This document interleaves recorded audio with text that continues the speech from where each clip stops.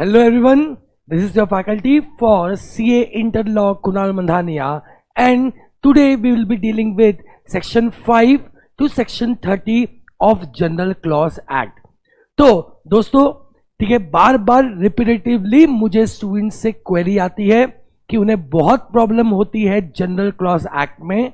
तो आज के इस लेक्चर का यही मेन इंटेंशन है कि आप एक बार ये लेक्चर देख लो तो आपको जनरल क्लॉज एक्ट के सारे इश्यूज बहुत क्लियर हो जाने चाहिए। ओके, सो हम हर एक क्लॉज देखेंगे, उनके सेंटेंसेस देखेंगे, उनको इजी वे में कैसे देखते हैं वो देखेंगे, एंड साथ में उससे बहुत सारे एग्जांपल्स देखेंगे। Okay, so let us start with general clause act 1897। Okay, so हम क्लास आज के सेक्शंस में डील करने वाले हैं, आज के लेक्चर में डील करने वाले हैं सेक्शन 5 टू सेक्शन 30। सेक्शन 5 के पहले हमने इस एक्ट का पर्पस देख लिया, ऑब्जेक्टिव देख लिया, कुछ इंपॉर्टेंट डेफिनेशंस देख लिए। Let us move forward and आगे बढ़ के इसके सारे सेक्शंस डील करते हैं। तो फर्स्ट सेक्शन दिया है सेक्शन 5। आपको बता दूं, सेक्शन 5 से लेकर सेक्शन 13 तक हम डील करते हैं with general rules of construction. So general rules of construction पे हम डील करते हैं सेक्शन 5 टू सेक्शन 13। ओके, ये बेसिक रूल्स बात कर रहे हैं किसके सर? इंटरप्रिटेशन के। तो सबसे पहला सेक्शन है सेक्शन 5, वो बोलता है coming into operation of a enactment. Enactment मतलब कोई भी एक्ट, कोई भी law, and coming into operation मतलब ये एप्लीकेबल कब से होगा, शुरू कब से होगा, एप्लीकेबल होना कब से शुरू होगा।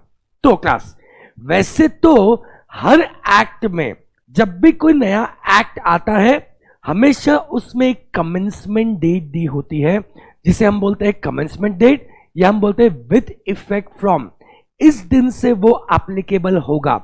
बट सेक्शन 5 बोलता है अगर कोई कमेंसमेंट डेट नहीं दी हुई है, ऐसे केस में हम कब से मानेंगे कि यह एक्ट एप्लीकेबल है।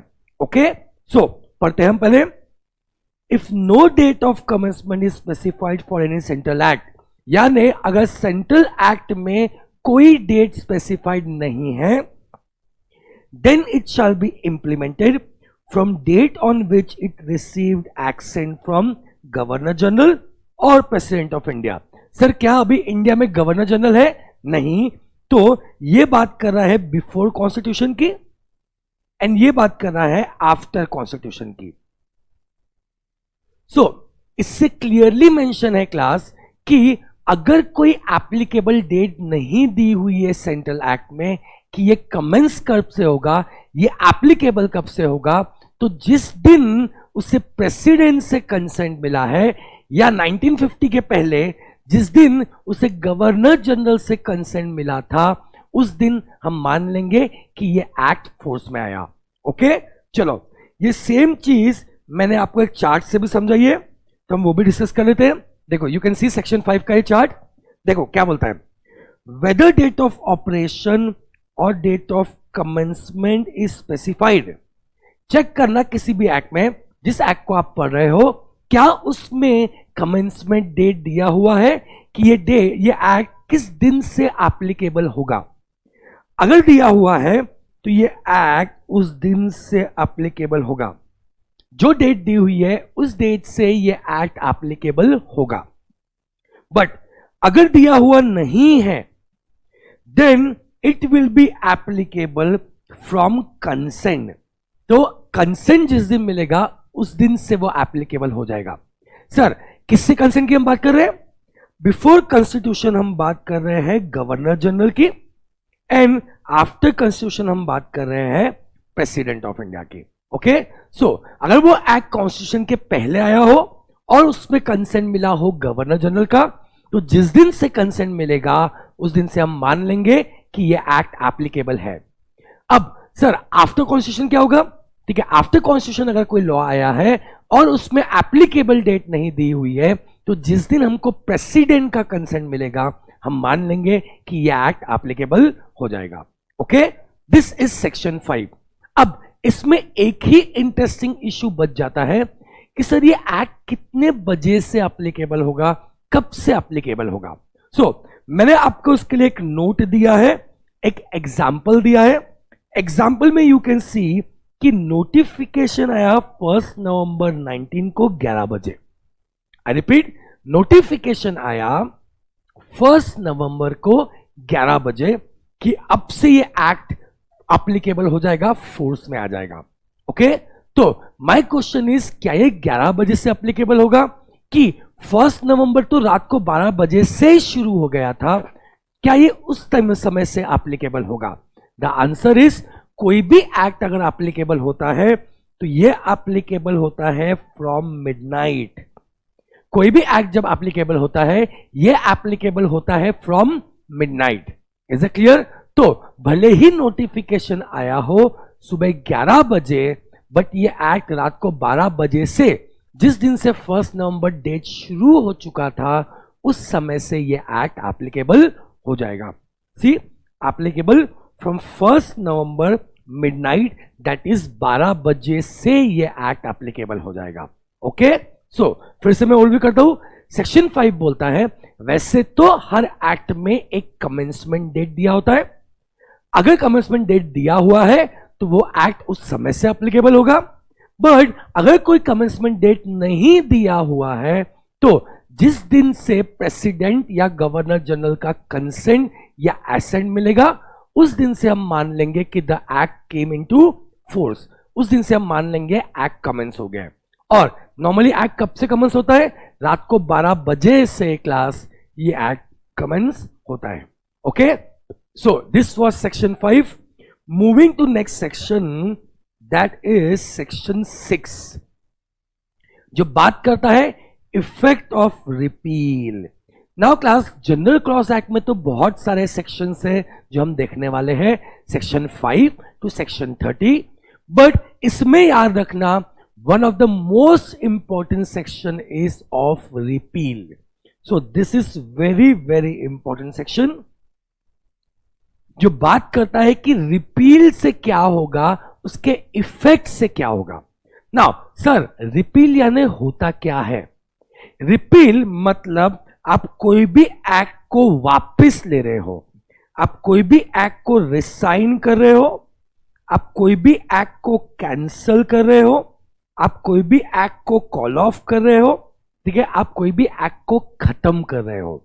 Is it clear? This is called as repeal. Repeal पे जनरल क्लॉज एक्ट में section 6, section 6A, section 7, section 8, ऐसे 4 सेक्शंस डील करते हैं क्लास। ठीक है, इसकी लैंग्वेज भी बहुत डिफिकल्ट है एंड इसे समझना भी डिफिकल्ट हो जाता है। तो इस चीज को समझने के लिए मैंने बहुत इजी वे में कुछ चीजें बनाई हैं जो आप चेक कर सकते हो।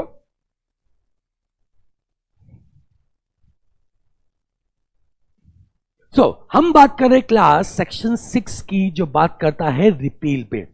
सेक्शन 6 क्या बोलता है? Repeal is not a amendment. Amendment उस एक्ट पे होता है जो एक्ट चल रहा है, उसमें चीजें चेंज की जाती है और वो चलते रहता है, तो हम बोलते हैं it is a amendment.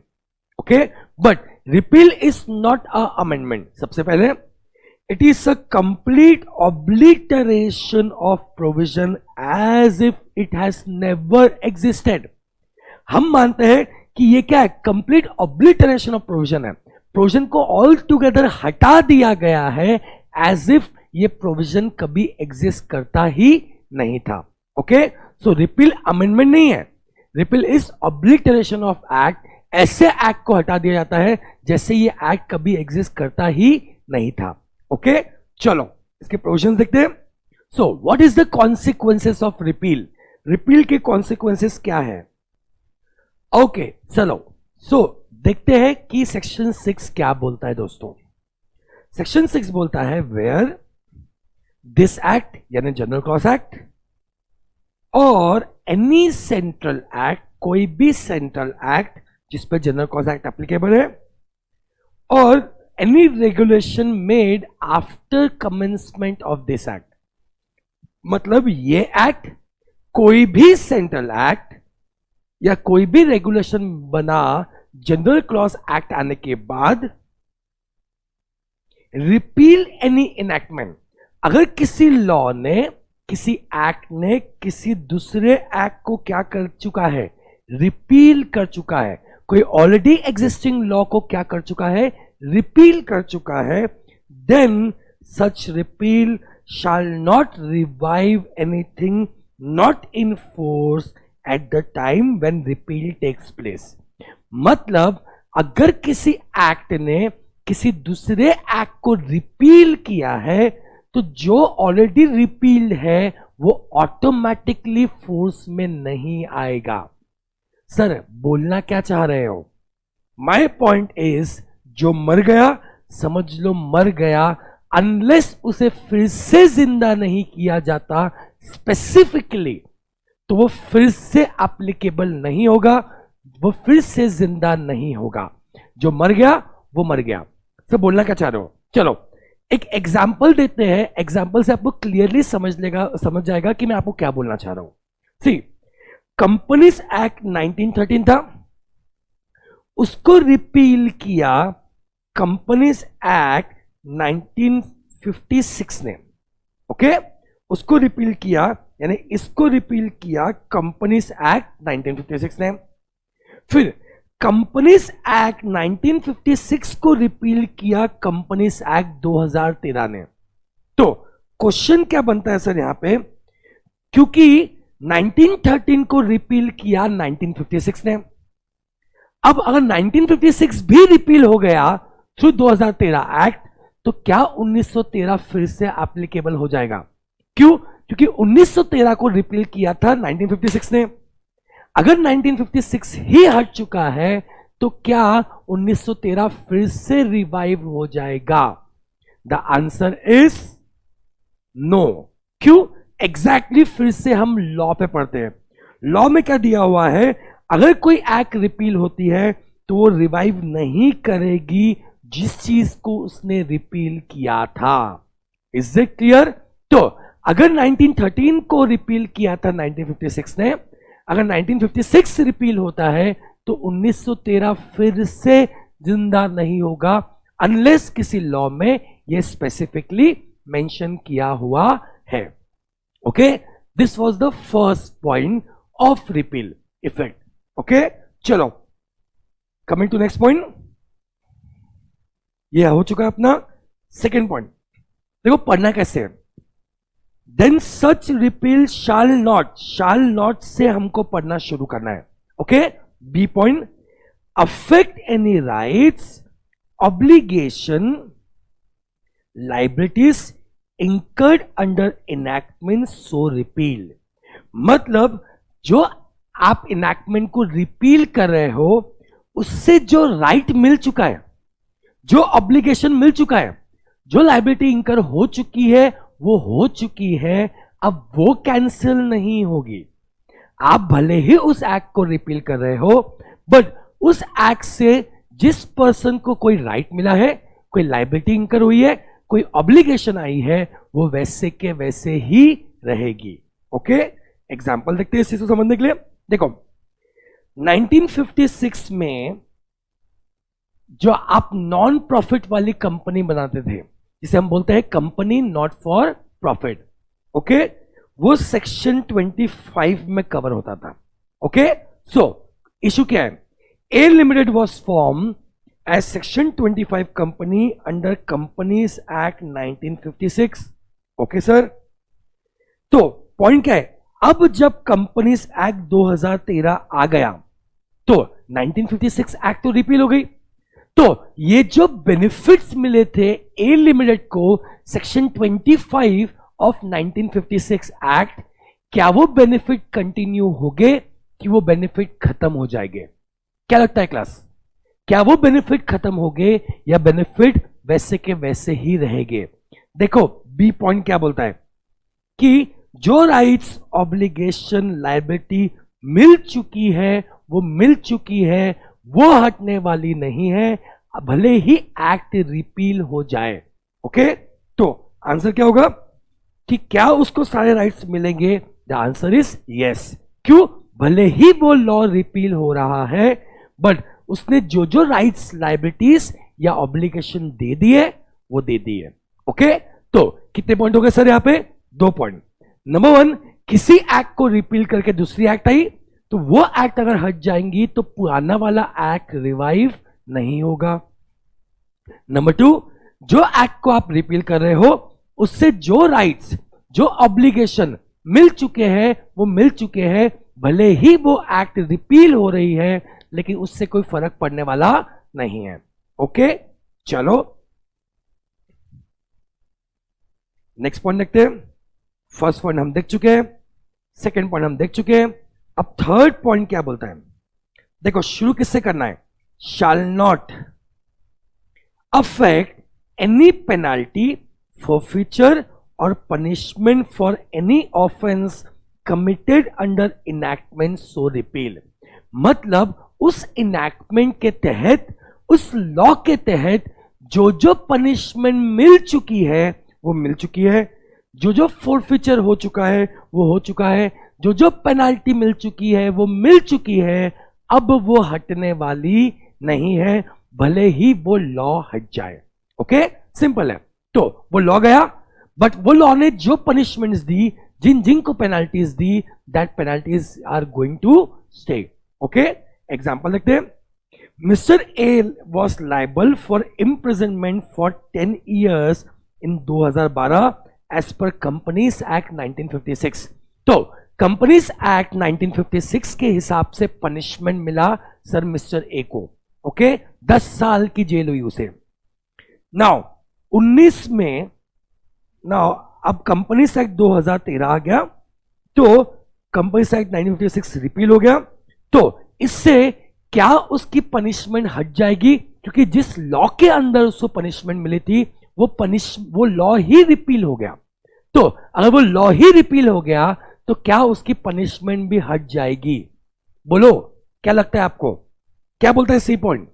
C point बोलता है कि जो एक्ट रिपील हो गया वो रिपील हो गया, बट उस एक्ट ने जो भी फाइन्स, पनिशमेंट्स दी थी, that is going to stay.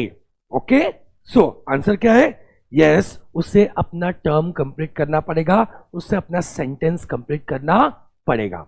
Okay, so sir कितने पॉइंट हो गए? मैं बार बार रिपीट कर रहा हूं बिकॉज हम सबसे इंपॉर्टेंट सेक्शन देख रहे हैं जनरल क्लॉज एक्ट का। पहला पॉइंट बोलता है जो मर गया वो मर गया, रिपील होने से पुराना कुछ जागने वाला नहीं है। दूसरा पॉइंट बोलता है कि रिपील होने से जो लॉ रिपील हो रहा है उससे जो राइट्स, ऑब्लिगेशन, लाइबिलिटीज मिली थी वो वैसे की वैसे ही रहेगी। थर्ड पॉइंट बोलता है कि भले ही एक्ट रिपील हो जाए बट जो भी पेनाल्टीज या फोरफिचर या पनिशमेंट्स पुराने एक्ट में मिल चुका है वो मिल चुका है, वो हटने वाला नहीं है। देखो, सेम चीज को समझने के लिए मैंने और एक एग्जांपल दिया है ताकि आपको और क्लैरिटी आए। ओके, सो एक्ट एक्स किसी एक्ट के तहत ऑफेंस कमिट हुआ, यस, केस स्टार्ट हुआ, परफेक्ट, केस कंप्लीट भी हो गया, परफेक्ट, उस पे पार्टी पे, डिफेंडेंट पार्टी पे, ठीक है, फाइन भी इंपोज हो गया, देखो पनिशमेंट भी आ चुकी है। After few days act x was repealed and new act was introduce. देखो, उस एक्ट के तहत पनिशमेंट मिल चुकी है, अब वो एक्ट रिपील हो गया सर और नया एक्ट आ गया। ओके, चलो क्या बोलता है question? Whether case will be reopen again. आप बताओ क्लास, मैंने आपको अभी पढ़ा चुका हूं, आप बताओ क्या ये केस फिर से, ठीक है, फिर से शुरू होगा? बोलो no, yes. Where any central act is repealed, it will not affect penalty, forfeiture, punishment incurred. तो आंसर क्या होगा? Case will not B reappoint again. जिसको जो पनिशमेंट मिल चुकी है उसे अपनी ये ऑब्लिगेशन, अपनी ये लाइबिलिटी फुलफिल करनी पड़ेगी। Okay, this was third point of section 6। So coming to last point of section 6, शुरू किससे करेंगे? Shall not affect any investigation और legal proceeding. Again same point, अगर पुराने एक्ट, जो एक्ट रिपील हो रहा है, उस एक्ट से अगर इन्वेस्टिगेशन शुरू हो चुका है, देखो पुराने केस में इन्वेस्टिगेशन खत्म होके पनिशमेंट भी आ चुकी थी। इस केस में हम बात कर रहे हैं कि उसके खिलाफ उस एक्ट से लीगल प्रोसीडिंग शुरू हो चुका था, या उस एक्ट से इन्वेस्टिगेशन शुरू हो चुका था, भले ही अभी तक कंक्लूजन नहीं आया, भले ही अभी तक जजमेंट नहीं आया, एंड वो एक्ट रिपील हो गई। तो क्वेश्चन ये है सर हमारे सामने कि वो एक्ट तो रिपील हो गई, बट उस एक्ट के रिपील होने के पहले जो उस एक्ट के तहत कोई इन्वेस्टिगेशन चल रहा था या कोई लीगल प्रोसीडिंग चल रही थी, सर उसका क्या होगा? तो एग्जांपल देखते हैं। 1956 के तहत कुछ केसेस फाइल हुए थे, एंड फिर कंपनीज एक्ट 2013 आ गया दोस्तों। तो 1956 के तहत जो केसेस फाइल हुए थे, सर उसका क्या होगा? क्या वो केसेस 2013 के हिसाब से देखे जाएंगे, या वो 1956 के हिसाब से ही देखे जाएंगे? The answer is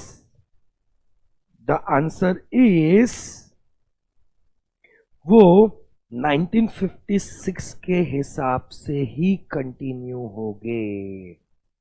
okay, the answer is वो 1956 के हिसाब से ही सर कंटिन्यू होंगे। ओके, अनलेस, आपको इसका एक्सेप्शन बता दूं, अनलेस उस लॉ में स्पेसिफिकली दिया हुआ है कि वो नए एक्ट के हिसाब से सारे पेंडिंग इन्वेस्टिगेशन डील हो गए। जैसे अभी रिसेंटली 2015-16 में नेगोशिएबल इंस्ट्रूमेंट एक्ट में कौन से कोर्ट में केस करना है उसको लेके अमेंडमेंट आया था, इफ यू रिमेंबर, सेक्शन 138, 142, ठीक है, 142A, इन सब में छोटे छोटे अमेंडमेंट्स आए थे। तो वहां पे स्पेसिफिकली दिया हुआ था कि जितने भी पेंडिंग केसेस चल रहे हैं वो नए जुरिस्डिक्शन पे शिफ्ट हो जाएंगे। तो लॉ ने स्पेसिफिकली ये बताया कि जितने भी अमेंडमेंट्स आए हैं, अमेंडमेंट्स को पुराने केसेस जो पेंडिंग चल रहे हैं उस पे भी अप्लीकेबल करना है। तो अगर ऐसा स्पेसिफिकली क्लास आता है तो यस, उसके हिसाब से फॉलो होगा। अदरवाइज जो रिपील एक्ट है उसमें जो इन्वेस्टिगेशन शुरू भी है, जो लीगल प्रोसीडिंग शुरू भी है, वो 1956 मतलब रिपील एक्ट के हिसाब से ही देखे जाएंगे। ओके, तो कितने पॉइंट्स देख लिए अपन ने? सेक्शन 6 के चारों पॉइंट्स देख लिए क्लास अपन ने। पहला पॉइंट क्या बोलते हैं? जो मर गया वो मर गया। जिस एक्ट ने उस एक्ट को मारा, वो एक्ट अगर मर जाती है तो पुराना एक्ट फिर से जिंदा होने वाला नहीं है, कुछ भी रिवाइव नहीं होगा। बी पॉइंट क्या देखा अपन ने कि पुराने जो एक्ट को आप रिपील कर रहे हो, उस एक्ट से अगर कोई राइट्स, कोई ऑब्लिगेशन, कोई लायबिलिटी मिल चुकी है तो वो मिल चुकी है, अब वो हटने वाली नहीं है। थर्ड पॉइंट बोलता है कि जो एक्ट को आपने रिपील किया, उस एक्ट के तहत अगर किसी को पनिशमेंट मिल चुकी है या किसी को कोई फाइन इंपोज हो चुका है, that is going to stay, वो वैसे के वैसा ही रहेगा। ओके, एंड लास्ट पॉइंट हमने देखा, इवन कोई पेंडिंग लिटिगेशन और लीगल प्रोसीडिंग भी, ठीक है, चल रही है उस एक्ट के तहत, और वो एक्ट रिपील हो जाती है, उससे वो लीगल प्रोसीडिंग को कोई फर्क पड़ने वाला नहीं है, that is going to continue with the repealed act. Okay, this was all about section 6 of repeal. इस पे क्लास याद रखना, एक थ्योरी क्वेश्चन आ सकता है। आई रिपीट, इस पे एक थ्योरी क्वेश्चन कोई भी आ सकता है। तो this is important for theory question as well as practical question. Sir practical question कैसे आएंगे? हमने सारे एग्जांपल्स देख लिए, ठीक है। थ्योरी क्वेश्चन अगर आता है सेक्शन 6 पे, right a short note on repeal, ठीक है, तो आपको सारे पॉइंट्स लिखने हैं जो हमने अभी अभी डिस्कस किए हैं। ओके, चलो और एक बार डिस्कस करते हैं कि रिवाइव कुछ भी नहीं होगा, B will not affect the prior management of any legislation that is repealed or anything performed or undergone।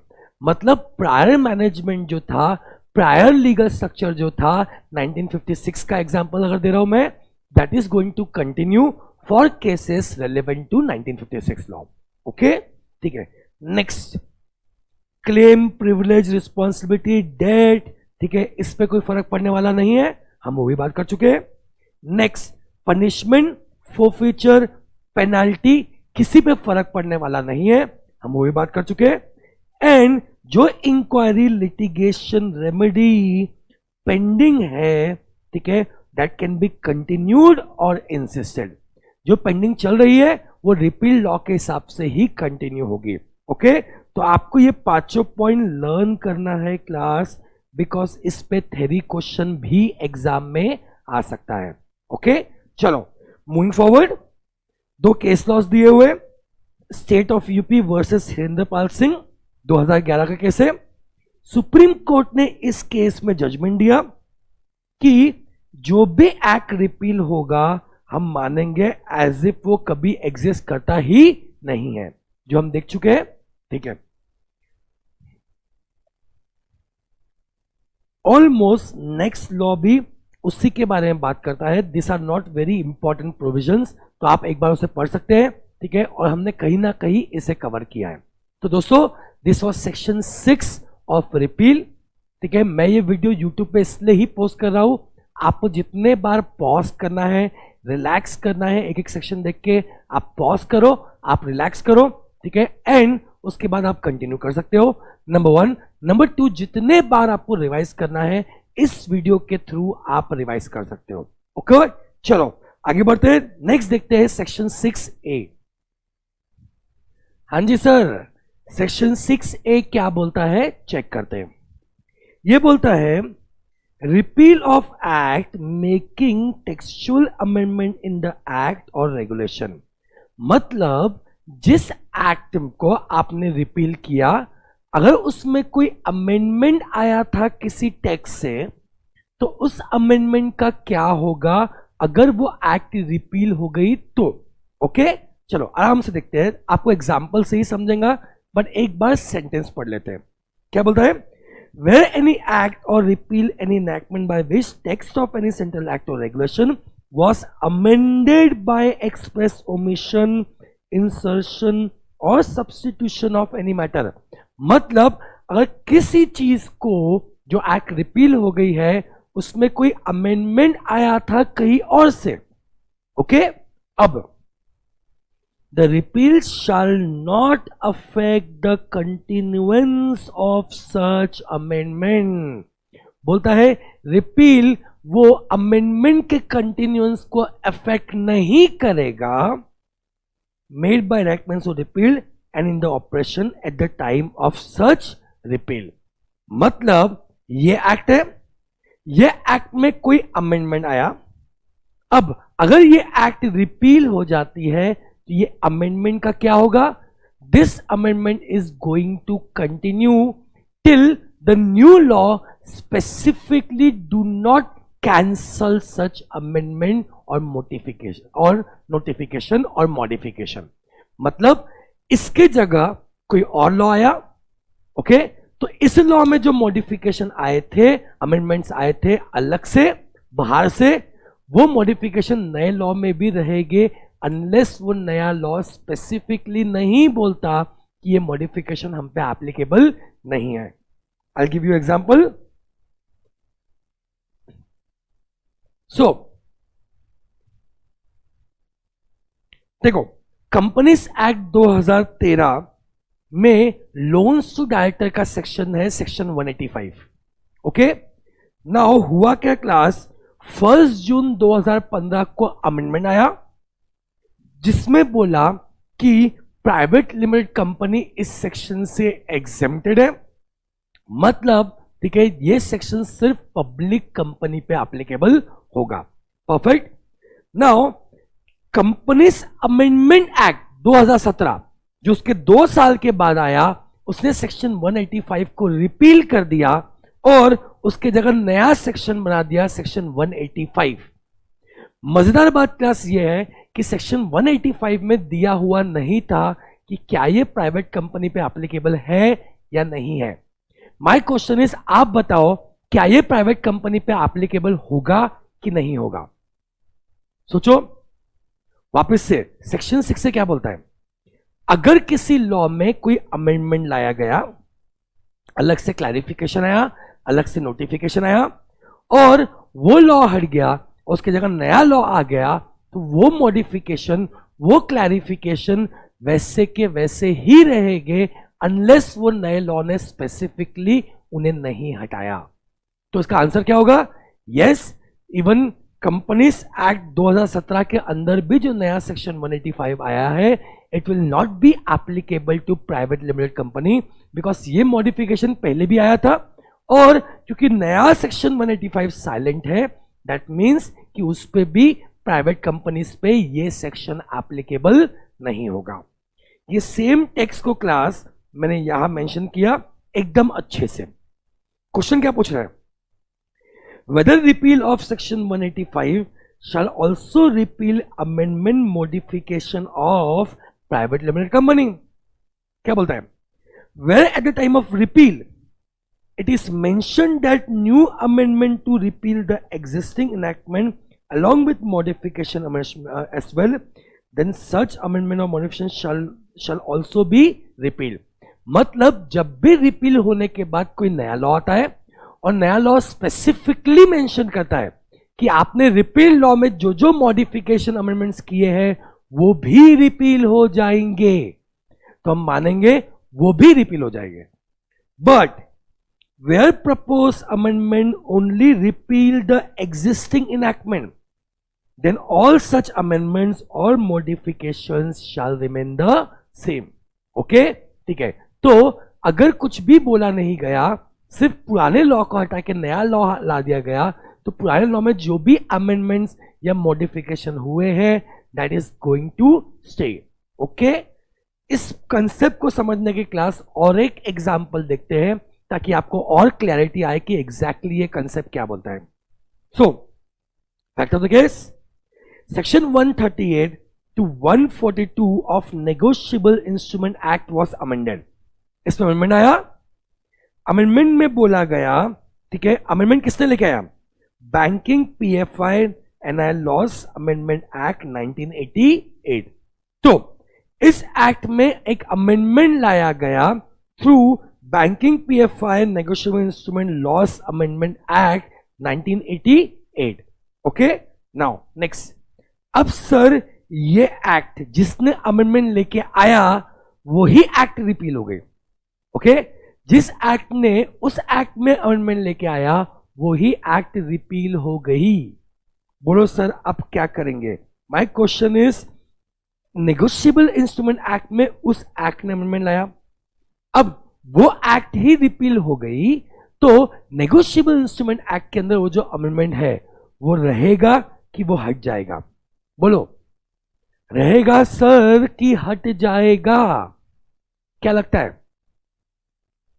The answer is repeal shall not affect continuance of any amendment made by act so repeal.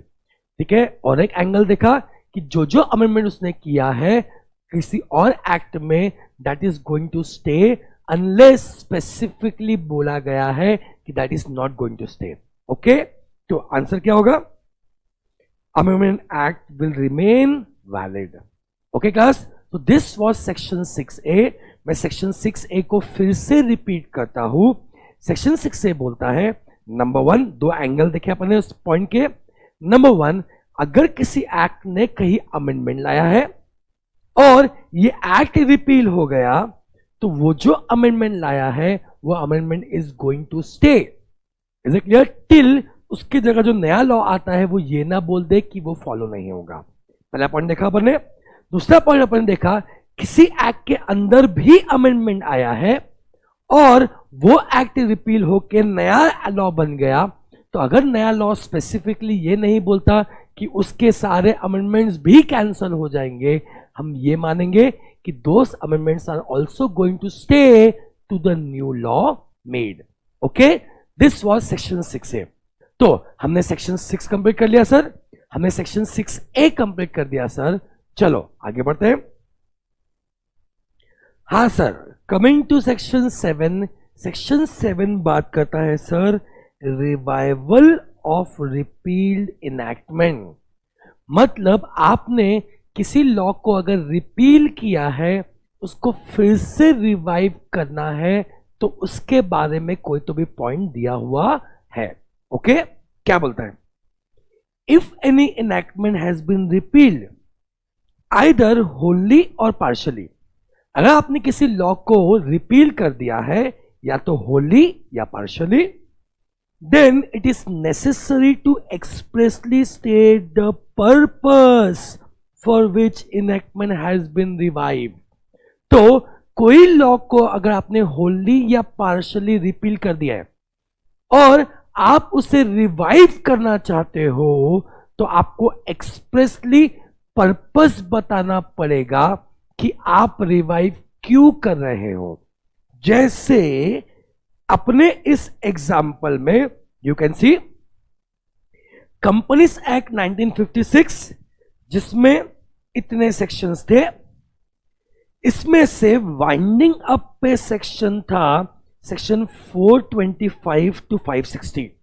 I repeat, companies act 1956 में winding up पे section था section 425 to 560, जहां winding up की पूरी procedures court के supervision में हुई करती थी class. Okay, now companies act 2013 आया, उस एक्ट ने रिपील कर दिया ऑफ कोर्स कंपनीज एक्ट 1956 को। उस लॉ में वाइंडिंग अप की पूरी प्रोसीजर्स सेक्शन 271 टू सेक्शन 366 में दिया हुआ था, बट ये अब किसके सुपरविजन में आ गया? एनसीएलटी के। और मजेदार बात यह है कि नया एक्ट तो आ गया बट एनसीएलटी अभी तक बना ही नहीं था। आई रिपीट, 1956 में वाइंडिंग अप के पूरे प्रोसीजर्स कोर्ट के सुपरविजन में थे। 2013 लॉ ने बोल दिया कि ये सारे प्रोविजंस, जो नए प्रोविजंस हैं वाइंडिंग अप के, वो NCLT national company law tribunal के सुपरविजन में हो गए।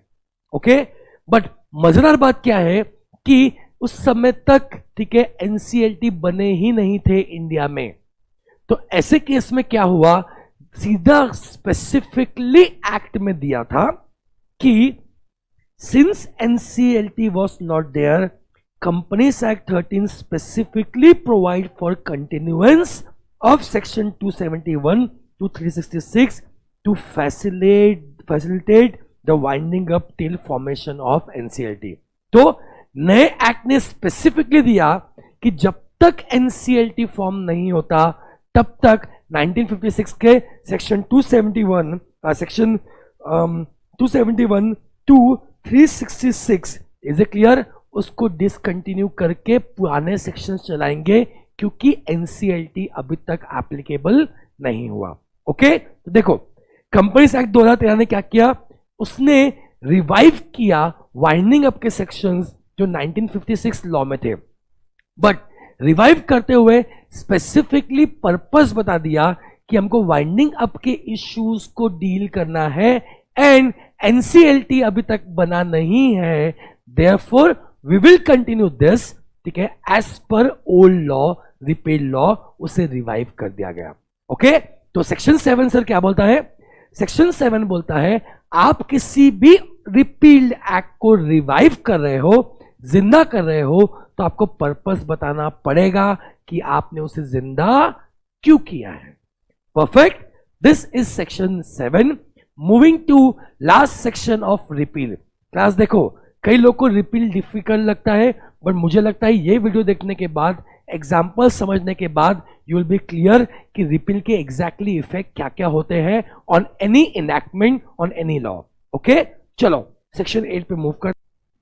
ओके सर, तो सेक्शन 8 क्या बोलता है?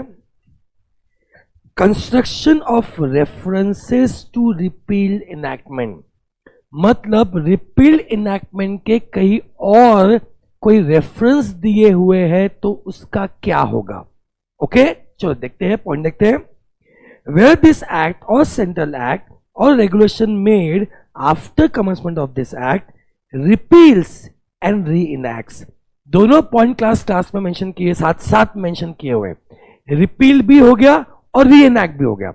ठीक है, तो जो फॉर्मल इनैक्टमेंट था उसका अगर रेफरेंस दिया था किसी और एक्ट में और किसी इंस्ट्रूमेंट में, then unless a different intention appears be construed यानी interpreted to the provision so re enacted.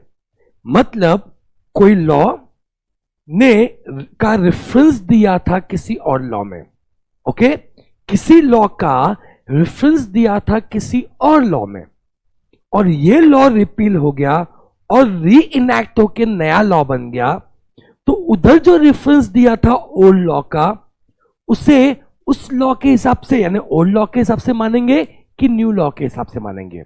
Is it clear? तो इसके पहले की हमने कहानी समझी थी, ठीक है, इसका आंसर है क्योंकि उसके जगह री इनैक्ट होकर नया लॉ बन गया है, तो इस पुराने लॉ का जो रेफरेंस दिया था वहां पे, उसकी जगह नए लॉ का रेफरेंस दिया जाएगा वहां पे। और रेफरेंस दिया है तो अच्छी बात है, नहीं भी दिया है तो नया लॉ ऑटोमेटिकली वहां एप्लीकेबल हो जाएगा। वापस ये बहुत इंटरेस्टिंग सिनेरियो है कि पुराना लॉ का कहीं रेफरेंस दिया हुआ था और पुराना लॉ रिपील हो गया, उसकी जगह नया लॉ बन गया, और उधर जहां रेफरेंस दिया था वहां पे पुराना लॉ का ही रेफरेंस दिया हुआ है। तो बोलो क्या होगा?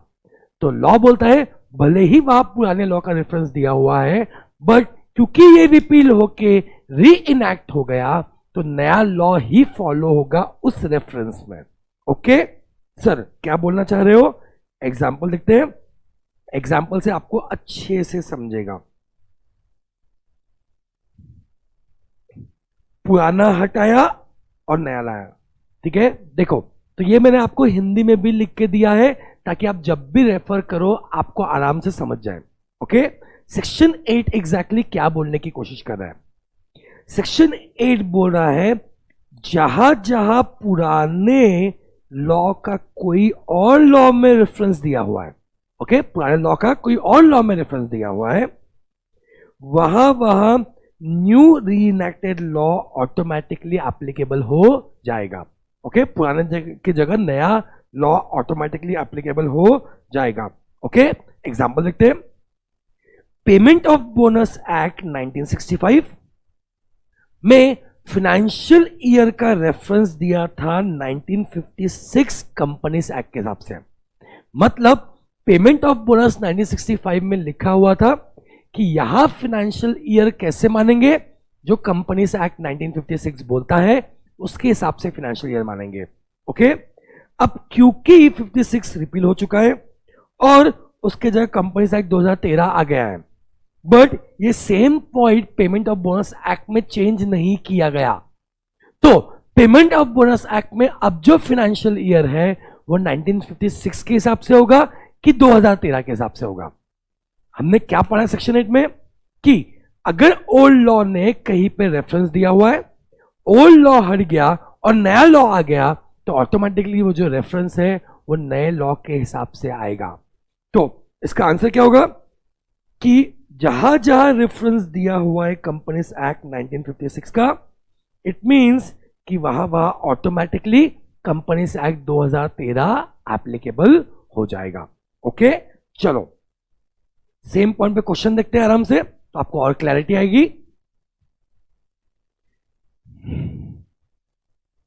तो आईटी एक्ट के इस सेक्शन ने बुक प्रॉफिट का कैलकुलेशन बोला as per companies act 1956।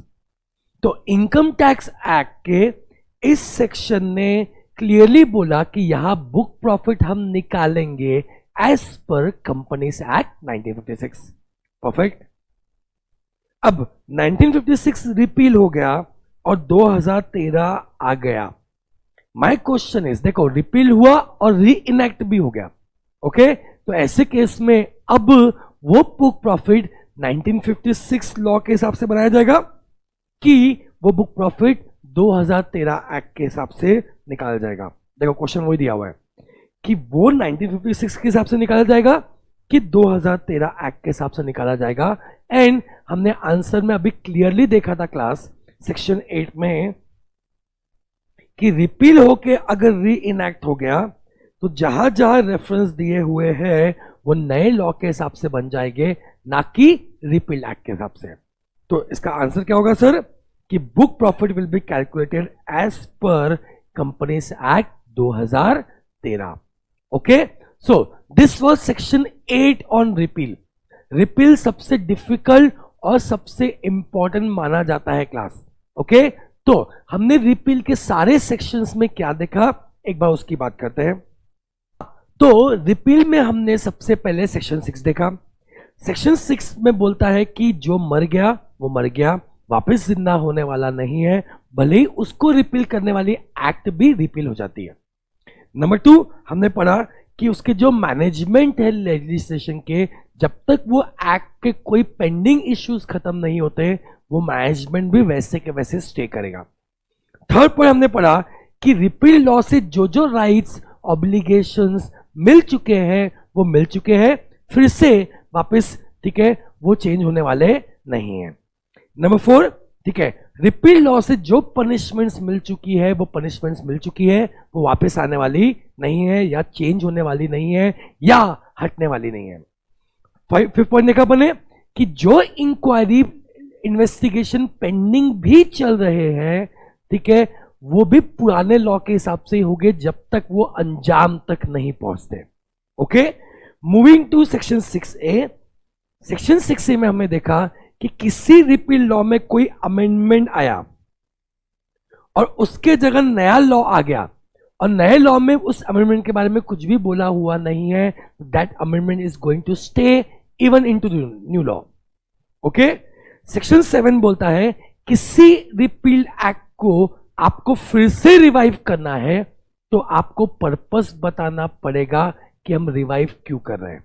Okay, section 8 बात करता है क्लास, ठीक है, कि आपने पुराने लॉ का कहीं रेफरेंस दिया हुआ है, और पुराने लॉ के जगह अगर कोई नया लॉ आ जाता है तो ऐसे केस में वो जो रेफरेंस पुराने लॉ का दिया हुआ था उसके जगह नए लॉ के रूल्स एप्लीकेबल हो जाएंगे। ओके, दिस वॉज थोड़ा difficult, repeal was little bit difficult. इसके बाद के क्लास सेक्शंस बहुत स्मूथ है जो आराम आराम से हम आज देखेंगे। ओके, सो हमारा सेक्शन 5 हो गया, 6 हो गया, 6A हो गया, 7 हो गया, 8 हो गया। Coming to section 9, that is commencement and termination of time. Okay class, moving forward to section 9 and section 10 and other sections. Section 9 क्या बात करता है sir? Commencement and termination of time. Commencement मतलब शुरू करना, एंड टर्मिनेट करना मतलब खत्म करना। See, you might have seen various laws में लिखा होता है कि इतने दिन के अंदर ये करना पड़ेगा, या नेगोशिएबल इंस्ट्रूमेंट एक्ट में इतने दिन के अंदर, ठीक है, ये चेक या इसके अंदर प्रोसीडिंग्स करनी पड़ेगी। तो वो जब हम दिनों की बात करते हैं, ठीक है, हम जब दिनों की बात करते हैं तो दिन शुरू कब से होंगे और खत्म किस दिन पे होंगे, उसके बारे में रूल दिया हुआ है सेक्शन 9 में। ओके, सेक्शन 9 क्या बोलता है पहले पढ़ते हैं। इन एनी लेजिस्लेशन और regulation the word from shall be used to exclude the first day. मतलब अगर फ्रॉम दिया हुआ है तो आपको वो फर्स्ट डे को एक्सक्लूड करना है। Okay, and use the word to include the last day. तो अगर कहीं पे फ्रॉम दिया हुआ है तो आपको वो फ्रॉम वाले डेट को एक्सक्लूड करना है काउंटिंग करते समय, मतलब नेक्स्ट डे से काउंट करना शुरू करना है। एंड अप टू दिया हुआ है तो वो टू वाले डेट को आपको इंक्लूड करना है। तो बहुत सिंपल है, फ्रॉम वाले डेट को आपको एक्सक्लूड करना है एंड टू वाले डेट को आपको इंक्लूड करना है। ओके सर, एग्जाम्पल दो। चलो तो एग्जाम्पल देखते हैं इसका। क्या बोला है? AGM should be held on 39। 30/9 को एजीएम हेल्ड हुई, उसमें डिविडेंड डिक्लेयर हुआ। Okay done. नाउ रूल क्या है? Dividend should be declare within 30 days from the date of declaration. From word use किया हुआ है। रूल क्या बोलता है कि डिविडेंड डिक्लेयर होना चाहिए या पे होना चाहिए, ठीक है, within 30 days from the date of declaration. From word use किया है यहां पे, ओके, तो वाइल कैलकुलेटिंग 39, ठीक है, वाइल कैलकुलेटिंग क्या 30/9 इंक्लूड होगा कि एक्सक्लूड होगा, ये क्वेश्चन हमने रेस किया है। ओके, फिर से एजीएम 30 सितंबर को हुई, अब हमको उसमें एजीएम में डिविडेंड डिक्लेयर हुआ। नाउ रूल इज डिविडेंड जो डिक्लेयर होता है it should be paid within 30 days from the date of declaration, और डेट ऑफ डिक्लेरेशन क्या था, 30/9 था, और फ्रॉम वर्ड यूज किया हुआ है, तो 30/9 को हम काउंटिंग के समय इंक्लूड करेंगे कि नहीं करेंगे। लॉ क्या बोलता है, from date will be excluded and to date will be included. Okay, तो कंक्लूजन क्या होगा, 30/9 को हम एक्सक्लूड करेंगे, मतलब वो 30 दिन गिनना शुरू कब से करेंगे, ठीक है, उसके बाद से 1 तारीख से, 1 तारीख से 1 2 3 ऐसे गिनना शुरू करेंगे, and last date will be 30th of October। Okay, क्योंकि यहां पे फ्रॉम दिया हुआ था क्लास, तो हमने उसे क्या कर दिया, एक्सक्लूड कर दिया, सिंपल। और एक क्वेश्चन दिया हुआ है सेक्शन 9 पे, count 10 days from 1 January 19।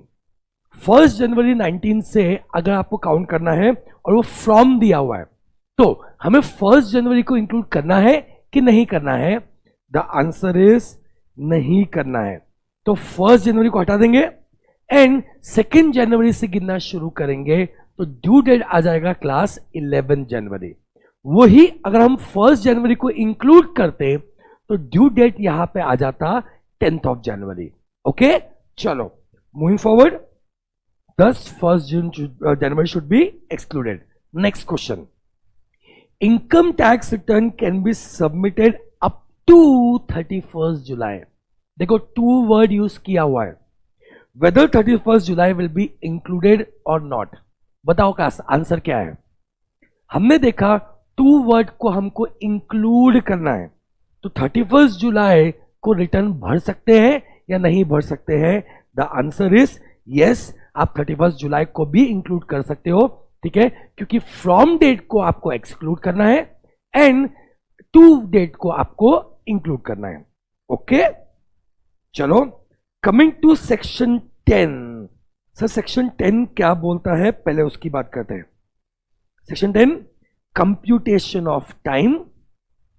If any proceeding is to take place on a particular day or within prescribed time, and if the court or office is closed on that day, कोई proceeding का एक time limit दिया हुआ है, एक last date दिया हुआ है, एंड अगर कोर्ट या वो ऑफिस वो लास्ट डे पे क्लोज रहता है, then the proceeding shall be conducted on the next day afterwards when the court or office is open।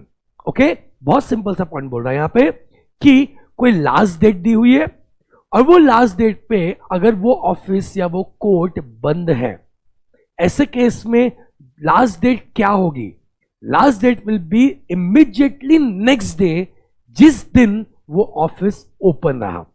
तो सर अगर वो छुट्टी पे है और 5 दिन के लिए वो ऑफिस बंद है और लास्ट डे ये पहले दिन आ रही है, तो ये सब 4 दिन भी आपको छोड़ने हैं, और जो इमीडिएटली नेक्स्ट डे है जिस दिन वो ऑफिस ओपन होगा, that will be last date. Okay, question देखते हैं इस पे।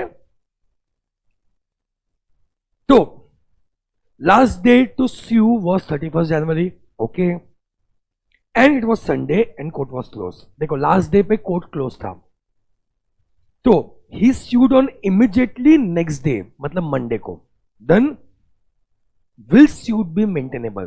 तो देखा जाए तो वो स्यू कर रहा है लास्ट डे के नेक्स्ट डेट पे, परफेक्ट, बट क्योंकि लास्ट डे को छुट्टी थी, उसने नेक्स्ट डे पे अगर स्यू किया तो क्या ये स्यूट मेंटेनेबल है या नहीं है। लॉ क्या बोलता है, जो भी हमने देखा था, तो answer is of course this suite is maintainable. तो सेक्शन 10 क्या बोलता है सर, सेक्शन 10 बोलता है अगर कोई लास्ट डेट प्रिस्क्राइब की हुई है कोर्ट में केस करने के लिए, इज इट क्लियर, या कोई प्रोसीडिंग्स कंप्लीट करने के लिए, और वो लास्ट डेट पे वो ऑफिस बंद है, तो ऐसे केस में वो लास्ट डेट नहीं मानी जाएगी, जिस दिन वो ऑफिस ओपन होगा नेक्स्ट इमीडिएटली डे पे, that will be your last date. Okay, simple. So section 9 क्या बोलता है सर? सेक्शन 9 बोलता है जब भी हम टाइम कैलकुलेट करेंगे, फ्रॉम वाली डेट को एक्सक्लूड कर देंगे एंड टू वाली डेट को इंक्लूड कर देंगे. सेक्शन 11 बोलता है कि जब भी लास्ट पीरियड दिया हुआ है कोई प्रोसीडिंग करने के लिए और उस लास्ट डेट पे अगर हॉलिडे है तो इमीडिएटली नेक्स्ट डे जो है उस डेट पे हम मानेंगे, ठीक है, कि वो लास्ट डेट है. ओके, चलो मूविंग टू सेक्शन 11. सेक्शन 11 बात करता है मेजरमेंट ऑफ डिस्टेंस, कि डिस्टेंस कैसे कैलकुलेट करना है आपको. ओके, आप देखते हो कई लॉज में डिस्टेंस भी मेंशन होते हैं कि इतने एरिया तक म्युनिसिपल कॉर्पोरेशन का एरिया होगा और इतने एरिया तक ये लॉ एप्लीकेबल होगा. तो जब हम एरिया कैलकुलेट कर रहे हैं या डिस्टेंस कैलकुलेट कर रहे हैं तो रूल्स क्या है, ये बात करता है सेक्शन 11. क्या बोलता है? For the purpose of any central act और regulations made after the commencement of the act, any distance shall be measured on a straight line and horizontal plane unless otherwise mentioned. आपका देखो बहुत interesting point है. अगर मैं बात करूं कि 4 किलोमीटर के रेडियस तक एरिया तक ये एप्लीकेबल होगा. अब मैं अगर रोड से चलना शुरू हुआ क्लास, तो रोड्स तो ऐसे ऐसे ऊपर नीचे, ठीक है, तो ऐसे केस में अगर मैं 4 किलोमीटर गिनूंगा तो things can be different. Vice versa अगर मैं अज्यूम करता हूं कि उबड़ खाबड़ आड़ा टेढ़ा कुछ नहीं था, स्ट्रेट लाइन थी और हॉरिजॉन्टल प्लेन था, तो 4 किलोमीटर कहां तक कवर होता है. ओके, तो लॉ बोलता है कि आपको रोड के हिसाब से उबड़ खाबड़ करके ऊपर नीचे करके कैलकुलेट नहीं करना है. जब भी डिस्टेंस दिया हुआ है हम ये अज्यूम करेंगे straight line and horizontal plane के हिसाब से 4 किलोमीटर कितने होंगे. Okay, simple. तो सेम चीज मैंने एग्जांपल में भी देखी है. बताइए आपको, any distance will be measured in a straight line on horizontal plane. Okay, मैंने यहां पे आपको नागपुर का मैप दिया है. Is it clear? इस मैप में अगर मुझे मेजरमेंट निकालना है Ambazari lake, you can see Ambazari lake से लेके फुटाला लेक तक अगर मुझे 4 किलोमीटर निकालना है, ओके, अगर डिस्टेंस कैलकुलेट करना है, तो अगर मैं रोड के हिसाब से जाऊंगा, you can see the road वो कैसा चल रहा है, ठीक है, तो ऐसे तो 4 किलोमीटर है, ठीक है, बट अगर मैं स्ट्रेट लाइन लूंगा और हॉरिजॉन्टल बेसिस पे लूंगा, that will be around 2.5 kilometre. तो लीगली हमें 2.5 किलोमीटर लेना है सर कि 4 किलोमीटर लेना है? द आंसर इज हमें 2.5 किलोमीटर लेना है. ओके, सो अगर हम डिस्टेंस कैलकुलेट कर रहे हैं तो हमको स्ट्रेट लाइन में करना पड़ेगा और हॉरिजॉन्टल प्लेन पे करना पड़ेगा. ठीक है, this was section 11. Count the distance between Futala and lake and Ambazari lake. Option 1 4 kilometre नहीं, option 2 2.5 kilometre yes. Okay, this was section 11 of general clause act. तो सर सेक्शन हम बार बार रिपीट करते हुए चल रहे हैं. ठीक है, हमने 11 सेक्शन देख चुके हैं, 2 और सेक्शन देखेंगे तो हमारे जनरल रूल्स ऑफ इंटरप्रिटेशन खत्म हो जाएंगे. उसके बाद हम पावर एंड फंक्शनरीज पे मूव करेंगे. ओके, नाउ सेक्शन 12 क्या बोलता है? इट्स वेरी सिंपल कि duty to be taken on pro rata basis. मतलब अगर कोई ड्यूटी, कोई टैक्स दिया हुआ है 100 पे, कि 100 पे आपको 1000 रुपए टैक्स लगेगा. ओके, अब अगर आपने सिर्फ 60 सप्लाई किया तो क्या हमें प्रोपोर्शन करना है कि नहीं करना है? क्योंकि टैक्स तो 100 पे 1000 रुपए लग रहा है, 100 गुड्स पे 1000 रुपए लग रहा है. अगर आपने सिर्फ 60 गुड्स सप्लाई किया तो आपको 1000 पे करने पड़ेंगे कि प्रोपोर्शनेटली पे करना पड़ेगा? तो सेक्शन 12 बोलता है आपको प्रोपोर्शनेटली पे करना पड़ेगा. तो अगर 100 गुड्स पे 1000 रुपए है तो 60 गुड्स पे आपको प्रोपोर्शनेटली यानी 600 रुपए पे करने पड़ेंगे. This is section 12 of general clause act. Okay, चलो देखते हैं. एग्जाम्पल दे रहे हैं, शुगर पे अगर कस्टम ड्यूटी 100 रुपए है 1000 किलो के लिए, ओके, तो 100 किलो पे ड्यूटी कितनी होंगी? Very simple, the answer is 10 रुपए होगी। तो हमने क्या किया, यहां प्रोपोर्शनेटली कैलकुलेट कर दिया। अगर क्लास पहले से 10 रुपए भी दिया होता, या सॉरी 100 रुपए, सपोज पहले से 100 किलो के लिए दिया होता तो हम वो लेते, क्योंकि कुछ भी दिया हुआ नहीं है तो हमको प्रोपोर्शनेट रेट लेना है। ओके, चलो, this is section 12। Coming to last section of general rules of interpretation, जो हमने, ठीक है, पहले भी बात किया है।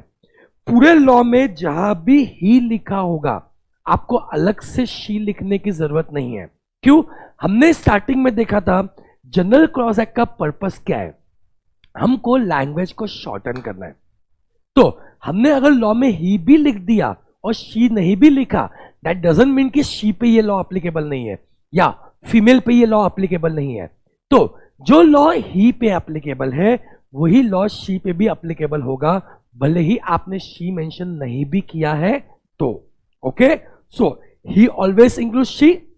नेक्स्ट लॉ बोलता है singular always includes plural.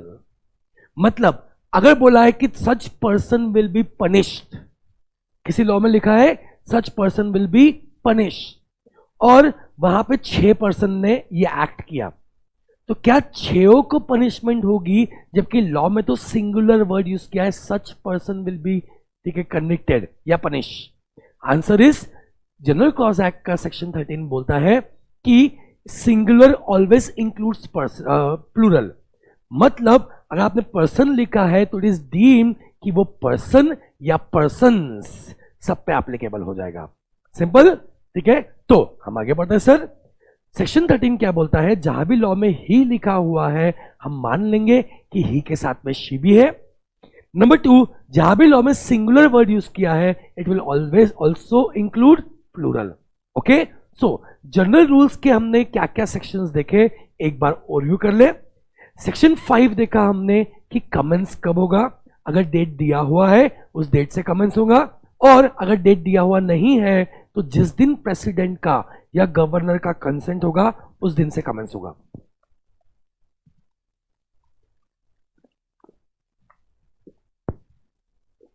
Section 6A, 7 और 8 बात करता है रिपील की, जो हम रिवाइज कर चुके हैं। सेक्शन 9 और 10 बात करता है मेजरमेंट ऑफ टाइम की। 9 बोलता है फ्रॉम लिखा है तो उस डेट को आपको एक्सक्लूड करना है, टू लिखा है तो उस डेट को आपको इंक्लूड करना है। 10 बोलता है, ठीक है, कि जब भी लास्ट डेट दिया हुआ है और वो लास्ट डेट पे हॉलिडे है तो इमीडिएटली नेक्स्ट डे जिस दिन वो ऑफिस शुरू होगा that will be your last date. Okay, 11 इसके पहले हमने जो देखा बोलता है मेजरमेंट ऑफ डिस्टेंस, कि जब भी किसी लॉ में डिस्टेंस लिखा हुआ है तो वो डिस्टेंस कैलकुलेट करेंगे as if it is a straight line and horizontal plane. Okay, 12 बोलता है कि कोई ड्यूटी पे अगर ज्यादा क्वांटिटी की ड्यूटी दी हुई है और आपको कम क्वांटिटी पे ड्यूटी कैलकुलेट करनी है तो it will B proportionate basis, pro rata basis.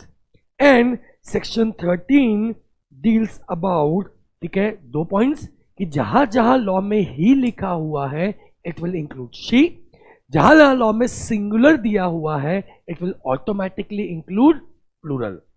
Okay, तो हमने general rules of construction class complete कर दिए, जिसपे कंपैरेटिवली बहुत ज्यादा प्रैक्टिकल क्वेश्चंस आ सकते हैं। थ्योरी क्वेश्चन के लिए इन सब में से एक ही सेक्शन काम का है, रिपील से रिलेटेड, स्पेसिफिकली सेक्शन 6। ओके, बाकी सारे सेक्शंस प्रैक्टिकल क्वेश्चन के लिए आ सकते हैं, थ्योरी क्वेश्चन के लिए उसमें उतना कंटेंट नहीं है। ओके, सो इसको ये लिखना है लिख सकते हैं। एंड हम कंटिन्यू करते हैं इसके बाद सेक्शन 4 से लेके, ठीक है, सेक्शन 14 से लेके on power and functionaries. So class आगे बढ़ते हैं। अभी तक हमने सेक्शन 13 तक देख लिया। सेक्शन 5 टू सेक्शन 13 बात करता है जनरल रूल्स फॉर इंटरप्रिटेशन की। नाउ सेक्शन 14 टू सेक्शन 19 बात करता है पावर्स एंड फंक्शनरीज। तो किसी भी लॉ में अगर किसी को कोई पावर दिया हुआ है या कोई भी फंक्शंस कैसे फुलफिल करते हैं इससे रिगार्डिंग ये जनरल रूल्स दिए हुए हैं section 14 to section 19. So coming to section 14, powers conferred to be exercisable from time to time. क्या बोलता है? If any power is conferred by central act और regulation after commencement of this act, यानी अगर किसी को कोई पावर दिया हुआ है किसी सेंट्रल एक्ट में या किसी सेंट्रल रेगुलेशन में, then the powers shall be exercised from time to time as the occasion require unless there is a different intention. मतलब किसी भी एक्ट में आपको कोई पावर दिया हुआ है तो जब तक वो पावर आपसे वापस नहीं छीन लेते तब तक you can exercise this power from time to time. Okay, तो इसका एक एग्जांपल भी देख लेते हैं. तो क्या बोलता है? देखो इजी लैंग्वेज में क्या बोलता है. पावर्स इन फंक्शनरी में स्पेशली मैंने इजी लैंग्वेज में जिसे लिखी है ताकि आपके लिए इजी हो जाए, बिकॉज आप पढ़ लेते हो, समझ लेते हो, लेकिन उसके बाद जब फिर से रेफर करते हो तो आप भूल जाते हो. तो क्या बोलता है? जब किसी एक्ट में किसी को कोई पावर दिया हुआ है, so he can continue such power from time to time till it is specifically restricted और टेकन बैक. ओके, एग्जाम्पल देख सकते हो आप. जैसे सेक्शन 12 ऑफ कंपनीज एक्ट ने पावर दिया है कि रजिस्टर्ड ऑफिस शिफ्ट करने के लिए आपको रीजनल डायरेक्टर का अप्रूवल लेना पड़ेगा. तो क्लास जितने भी लोग को रजिस्टर्ड ऑफिस शिफ्ट करना है from one place to another, हर एक को रीजनल डायरेक्टर से परमिशन लेनी पड़ेगी. एंड रीजनल डायरेक्टर सिर्फ एक बार के लिए नहीं, टाइम टू टाइम जब तक उससे पावर वापस नहीं लिया जाता, he can act. This is what section 14 says. Okay, I guess it is very simple. Coming to section 15, power to appoint to include power to appoint ex officio. अब sir ex officio post क्या होता है? ठीक है, ये समझिए. ex officio means by virtue of. ex officio means by virtue of. ठीक है, तो बाय वर्च्यू ऑफ मतलब क्या होता है सर? इस पोस्ट के वजह से वो पोस्ट. एक्स ऑफिशियो पोस्ट मतलब इस पोस्ट के वजह से वो पोस्ट. एक सिंपल सा एग्जांपल देता हूं. जैसे मेरी एक स्कूल या एक कॉलेज है, मैंने एक सिंपल सा रूल रख दिया कि जो मेरे स्कूल में या जो मेरे कॉलेज में हिंदी का टीचर होगा वो ऑटोमेटिकली मेरे कॉलेज का, ठीक है, वाइस प्रिंसिपल बन जाएगा. ओके, वापस से मैंने अपने स्कूल के लिए एक रूल रखा है कि जो मेरे स्कूल में हिंदी का टीचर होगा वो मेरे स्कूल का ऑटोमेटिकली वाइस प्रिंसिपल बन जाएगा. तो ध्यान दो, अगर कोई मेरे स्कूल का हिंदी का टीचर है तो सर वो ऑटोमेटिकली वाइस प्रिंसिपल बन जाएगा because he is holding the post, ठीक है, as a Hindi teacher. Therefore, ठीक है, he is also holding the post as a ex officio post as a vice principal. तो यहां सर एक्स ऑफिशियो क्या हो गया? क्योंकि वो है इसलिए वो है. ओके, तो पॉइंट बहुत सिंपल है. सर हिंदी का टीचर अपॉइंट करने का पावर किसके पास है? जिसके पास हिंदी का टीचर अपॉइंट करने का पावर है, इनडायरेक्टली उसी के पास वाइस प्रिंसिपल अपॉइंट करने का भी पावर रहेगा. Is it clear? वो तो इनडायरेक्टली हो गया क्योंकि हिंदी का टीचर से एक्स ऑफिशियो पोस्ट आता है वाइस प्रिंसिपल के पोस्ट का. सिंपल. तो देखो क्या बोलता है. इफ लेजिस्लेशन और regulation gives any power to appoint a person to fill any office और any function, then such appointment may be made either by his name और by virtue of his office. Okay, ठीक है, आगे बढ़ते हैं. Ex officio is a Latin word which means by virtue of one's position और office. Sir इसका meaning क्या है? बहुत सिंपल है कि रूल लिखा हुआ है जिसको अपॉइंट करने का पावर है उसी को एक्स ऑफिशियो पोस्ट भी अपॉइंट करने का पावर है. तो अगर मेरे स्कूल में क्वेश्चन उठा कि वाइस प्रिंसिपल अपॉइंट करने का पावर किसके पास है, तो हम बोलेंगे कि जिसको हिंदी टीचर अपॉइंट करने का पावर है, इनडायरेक्टली उसे ही वाइस प्रिंसिपल अपॉइंट करने का पावर है. Okay, simple. This was section 15 जो बोलता है power to appoint includes power to appoint ex officio as well. Sir coming to section 16, power to appoint to include power to suspend और dismiss. बहुत simple language में class से बात बोलता है। सी, हर एक्ट में कई बार दिया होता है कि इस पर्सन को अपॉइंट कौन कर सकता है। ओके, वैसे तो लॉ में यह भी दिया होता है कि किसी भी पर्सन को सस्पेंड या डिसमिस कौन कर सकता है। बट सेक्शन 16 क्या बोलता है, सेक्शन 16 क्या बोलता है कि अगर लॉ साइलेंट है कि उसको सस्पेंड कौन कर सकता है और डिसमिस कौन कर सकता है, तो ऐसे केस में जिस पर्सन को अपॉइंट करने का राइट है, हम मान लेंगे कि उसी पर्सन को सस्पेंड और डिसमिस करने का पावर है।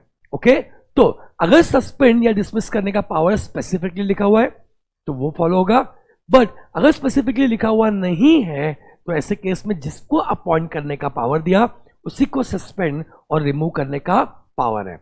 बेस्ट एग्जांपल दूं तो ऑडिट में आपने देखा था CNAG, controller and auditor general of India. हमने पढ़ा था कि CNDG को अपॉइंट करता है प्रेसिडेंट ऑफ इंडिया। अगर लॉ में कुछ भी लिखा नहीं होता क्लास, तो हम मान लेते कि CNDG को रिमूव करने का पावर भी किसके पास है, प्रेसिडेंट ऑफ इंडिया।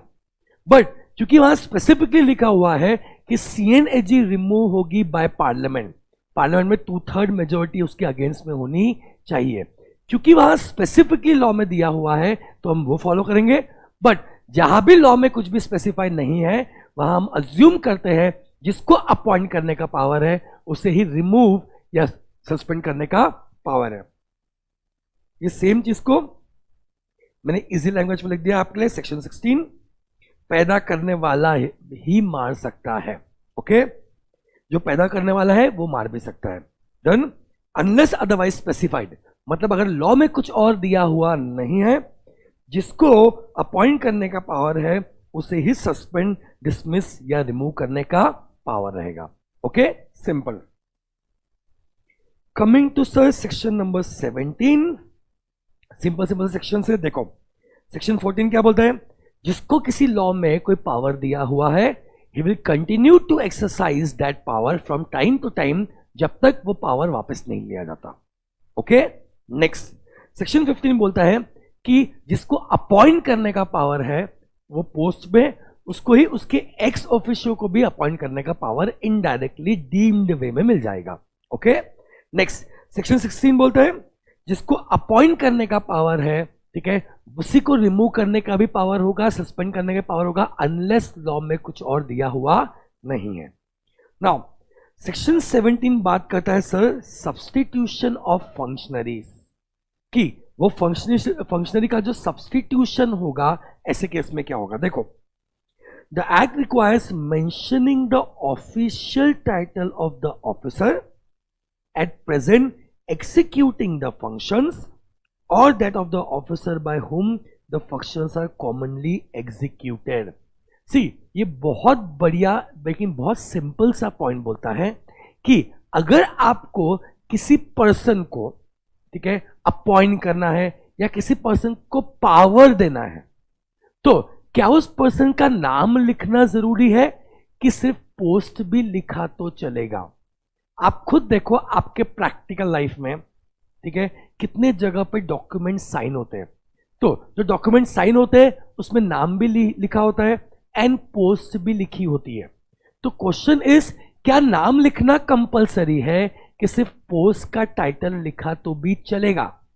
सेक्शन 17 बोलता है कि आप नाम लिखो या ना लिखो लॉ में, बट आपने अगर पोस्ट का टाइटल भी लिख दिया तो it is more than sufficient।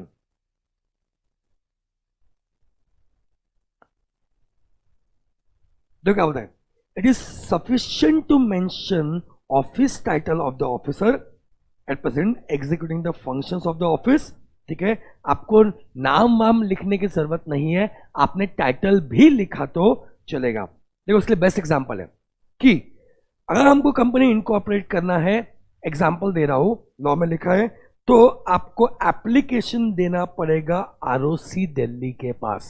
देखो आपने लॉ में लिख दिया कि अगर आपको कंपनी इनकॉर्पोरेट करना है तो आपको CRC सेंट्रल रजिस्ट्रेशन सेंटर में आरओसी दिल्ली के पास अप्लाई करना पड़ेगा। नाउ क्वेश्चन इज कि आरओसी दिल्ली जो पर्सन है उसका नाम भी लिखा जा सकता था। तो क्या नाम मेंशन करना जरूरी है कि सिर्फ टाइटल भी मेंशन कर दिया तो काम हो जाएगा? सेक्शन 17 बोलता है फ्रेंड्स कि नाम का टाइटल भी लिख दिया तो चलेगा, आपको डिटेल में नाम लिखने की जरूरत नहीं है। Very simple. चलो मूविंग फॉरवर्ड। नेक्स्ट सेक्शन 18 बात करता है सक्सेसर की। एंड सेक्शन 18 में कई स्टूडेंट्स को लैंग्वेज के हिसाब से बहुत डाउट होता है, उसको मैंने सिंप्लीफाइड लैंग्वेज में लिख दिया है आपके अंडरस्टैंडिंग के लिए। सी, इफ एनी फंक्शनरी और of corporation having perpetual succession, सब लोग कंपनी लॉ पढ़ के आए हैं, ठीक है। कंपनी लॉ में कंपनीज की कैरेक्टरिस्टिक में हमने पढ़ा था कि कंपनी हैज परपेचुअल सक्सेशन। और अगर हम ब्रॉडली देखा जाए तो any body corporate has perpetual succession. तो ऐसा कोई भी आर्टिफिशियल पर्सन जिसको परपेचुअल सक्सेशन है, ऐसे केस में क्या होगा? The law of successor should be specified. क्या बोलता है कि आपको सक्सेसर का लॉ स्पेसिफाई करना पड़ेगा। सर मतलब बोलना क्या चाह रहे हैं? अगर मैं इसको एग्जांपल दूं एक कंपनी के एंगल से, अगर मैं एग्जांपल दूं कंपनी के एंगल से, ठीक है, तो रूल क्या है? इस कंपनी अब body corporate? Yes sir. Does company have perpetual succession? Yes sir. तो रूल क्या है? कंपनी में अगर किसी शेयर होल्डर्स की डेथ हो जाती है, आई रिपीट, अगर कंपनी में किसी शेयर होल्डर्स की डेथ हो जाती है तो फिर उसका सक्सेसर कैसे अपॉइंट होगा, ठीक है, वो रूल कंपनीज एक्ट ने स्पेसिफाई करना चाहिए। And therefore you will see कि कंपनीज एक्ट ने ये रूल स्पेसिफाई किया सेक्शन 71 में कि how will you appoint your nominee. देखा, नॉमिनेशन अपॉइंट करने का रूल डिफाइन किया है कंपनीज एक्ट ने, because it is a perpetual succession. Same ways अगर आपको याद होगा तो ओपीसी 1% कंपनी का भी एक मेंबर जो रहता है, उसके जगह आप नॉमिनी कैसे अपॉइंट करोगे, उसके भी रूल्स ले डाउन किए हुए हैं जो सेक्शन 18 बोलता है। सेक्शन 18 क्या बोलता है? जहां पे भी परपेचुअल सक्सेशन है, ठीक है, जैसे कंपनी से केस में हो गया, किसी की डेथ होने से क्या होगा वो भी लॉ में स्पेसिफाई होना चाहिए कि उसका सक्सेसर कैसे अपॉइंट करेंगे। डेथ में किस एंगल से कि सक्सेसर कैसे अपॉइंट करेंगे। ओके, सक्सेसर कैसे अपॉइंट करेंगे वो भी लॉ में मेंशन होना चाहिए। ये इन अ वे डायरेक्शन दिया किसने? जनरल क्लॉज एक्ट ने बाकी लॉस को, because you all know general clause act is law of all the laws. Okay, चलो coming to section 19, simple simple से हम सब सेक्शन देख रहे हैं। क्या बोलता है section 19? Official chiefs and subordinates. Okay, any law that shall be applicable to chief और superior shall also apply to deputies and subordinates who are performing the duties of that office in place of superior। अगर एकदम layman term से बात करें तो जो law superior को या चीफ को एप्लीकेबल है, ओके, अगर कोई पर्सन उनका कोई भी, ठीक है, पर्सन उनका डेप्यूटी उनको रिप्रेजेंट कर रहा है, यानी चीफ को रिप्रेजेंट कर रहा है, ऐसे केस में उस पे भी वही लॉज एप्लीकेबल होंगे जो चीफ पे एप्लीकेबल है। ओके, आई रिपीट, जो लॉ चीफ या सुपीरियर पे एप्लीकेबल है, उनके सबऑर्डिनेट अगर उनको रिप्रेजेंट कर रहे हैं तो उन पे भी वही लॉज एप्लीकेबल हो जाएगा। ओके, अगर मैं सिंपल टर्म्स में सर बात करूं तो सेक्शन 19 क्या बोलता है? Any law related to chief as senior of any office shall also apply to its subordinates who are acting on their behalf। Best example अगर आपको याद होगा तो नोटिस इश्यू करने का पावर किसके पास है सर? बोर्ड ऑफ डायरेक्टर्स के पास है। Is it clear? And board of directors चाहे तो अपना पावर डेलीगेट भी कर सकते हैं किसी एक डायरेक्टर को, मैनेजिंग डायरेक्टर को या सेक्रेटरी को। सपोज उन्होंने पावर डेलीगेट किया किसको? सेक्रेटरी को। नाउ नोटिस फ्रेम करने के कुछ रूल्स हैं जो बोर्ड ऑफ डायरेक्टर्स पे एप्लीकेबल थे, वो सारे के सारे रूल्स दोस्तों ऑटोमेटिकली एप्लीकेबल हो जाएंगे किस पे? सेक्रेटरी पे। तो एक सिंपल सा पॉइंट बोलता हूं, अगर इश्यू आया, क्वेश्चन आया कि सेक्रेटरी ने प्रॉपरली नोटिस ड्राफ्ट नहीं किया, ठीक है, विल सेक्रेटरी बी लायबल? तो ऐसे केस में दिस माइट हैपन कि सेक्रेटरी बोले कि एक सेकंड, नोटिस ड्राफ्ट करने का पावर मेरे पास थोड़ी था, वो तो बोआ बैटर्स के पास था, तो भले प्रॉपरली फ्रेम नहीं हुआ but I am not liable, बोआ बैटर्स आर लायबल। ऐसे केस में बोआ बैटर्स बोल सकते हैं कि हमने ये पावर डेलीगेट किसको किया था, सेक्रेटरी को किया था, अगर सेक्रेटरी ने नहीं किया, ठीक है, ही और she will be responsible.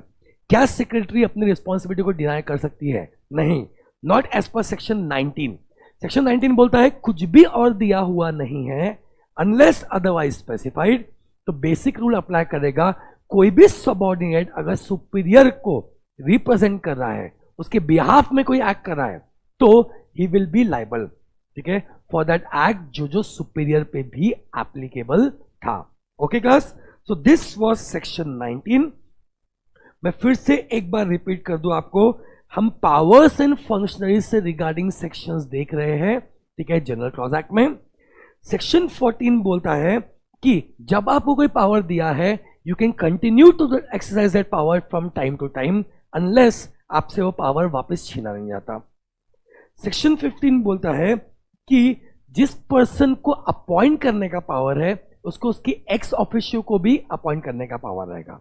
Okay, या सेकेंड एंगल आप ये भी ले सकते हो कि, ठीक है, appointment also includes appointing a ex officio post.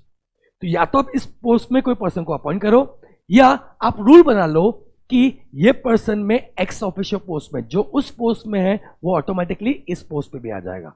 Okay, next section 16 बात करता है कि अगर कोई लॉ साइलेंट है कि सस्पेंड करने का पावर किसके पास है, डिसमिस करने का पावर किसके पास है, तो जिसको अपॉइंट करने का पावर है उसे ही सस्पेंड और रिमूव करने का पावर मिल जाएगा।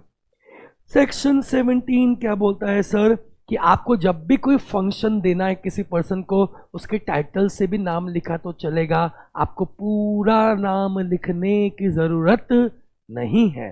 ओके, नेक्स्ट सेक्शन 18 बोलता है स्पेसिफिकली ऐसे ऑर्गेनाइजेशंस के लिए जो बॉडी कॉर्पोरेट है, कि भाई तुम्हारे यहाँ किसी की डेथ होती है तो सक्सेसर के रूल भी आप अपने एक्ट में ही डिफाइन करके रखो। Okay, next last section, section 19 बोलता है कि अगर कोई सबऑर्डिनेट अपने सुपीरियर को रिप्रेजेंट कर रहा है, तो जो लॉ सुपीरियर पे एप्लीकेबल है वो ऑटोमेटिकली सबऑर्डिनेट पे भी अप्लाई हो जाएंगे।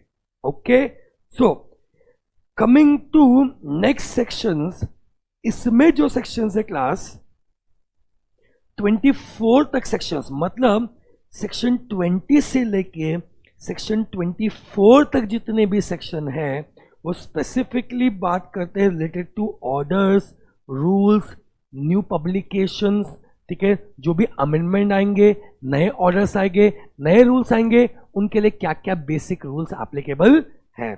चलो तो सर आगे बढ़ते हैं, एंड ठीक है 19 सेक्शंस तक हम देख चुके हैं, 5 to 19। आगे बढ़ते हैं। सो सेक्शन 20 क्या बोलता है, इधर फोकस करना, वेरी सिंपल। कंस्ट्रक्शन, कंस्ट्रक्शन मतलब हमेशा होता है interpretation, construction always means interpretation. तो कोई भी ऑर्डर अगर इश्यू हुए अंडर इनैक्टमेंट्स, तो उसको इंटरप्रेट कैसे करेंगे, एग्जैक्टली क्या बोल रहा है, आगे बढ़ते हैं। Any expression used in notification, order, scheme, rule, form, bylaws shall have the same meaning as in the act or regulation। मतलब ठीक है, जिस एक्ट के तहत कोई नोटिफिकेशन आया, कोई ऑर्डर आया, ठीक है, जिस एक्ट के लिए वो नोटिफिकेशन, ऑर्डर, रूल्स, फॉर्म आए, अगर उस एक्ट में, अगर उस रूल में जो वर्ड्स यूज किए हुए हैं, वो सारे वर्ड्स किसके हिसाब से आप चेक करोगे, उस एक्ट के हिसाब से आप चेक करोगे। I repeat my self, that is जब भी किसी एक्ट के लिए कोई भी बाय लॉ आते हैं, तो बाय लॉ में जो एक्सप्रेशंस, जो वर्ड्स यूज किए हुए हैं, उसके मीनिंग को हम डिराइव करेंगे, जिससे एक्ट के मीनिंग से जिसको हम डिराइव करते हैं।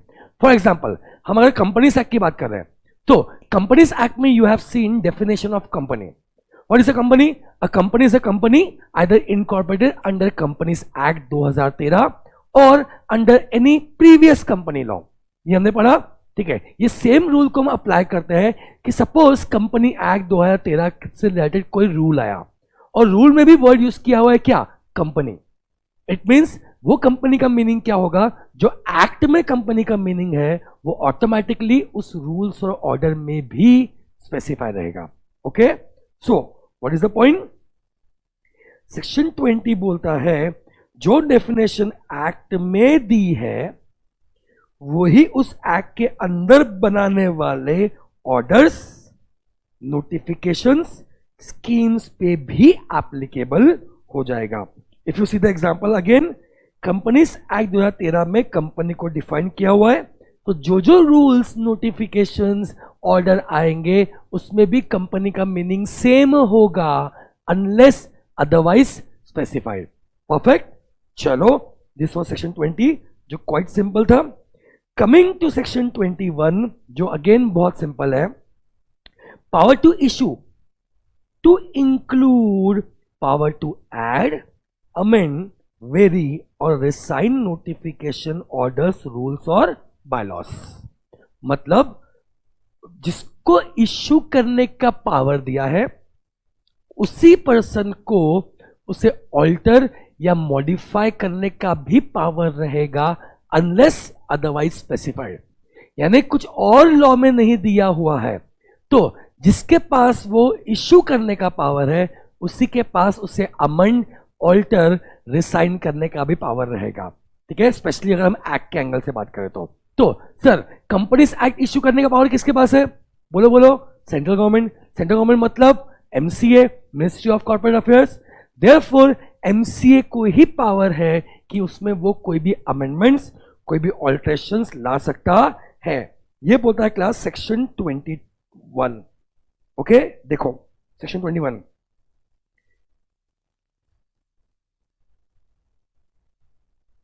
एक सेकंड, 23। अच्छा, तुमने यहां मेंशन नहीं किया बिकॉज इट्स वेरी सिंपल। तो जिसको इश्यू करने का पावर है उसे ही ऐड, अमेंड करने का भी पावर है। ओके, ये सेक्शन 21 में लिखा हुआ है।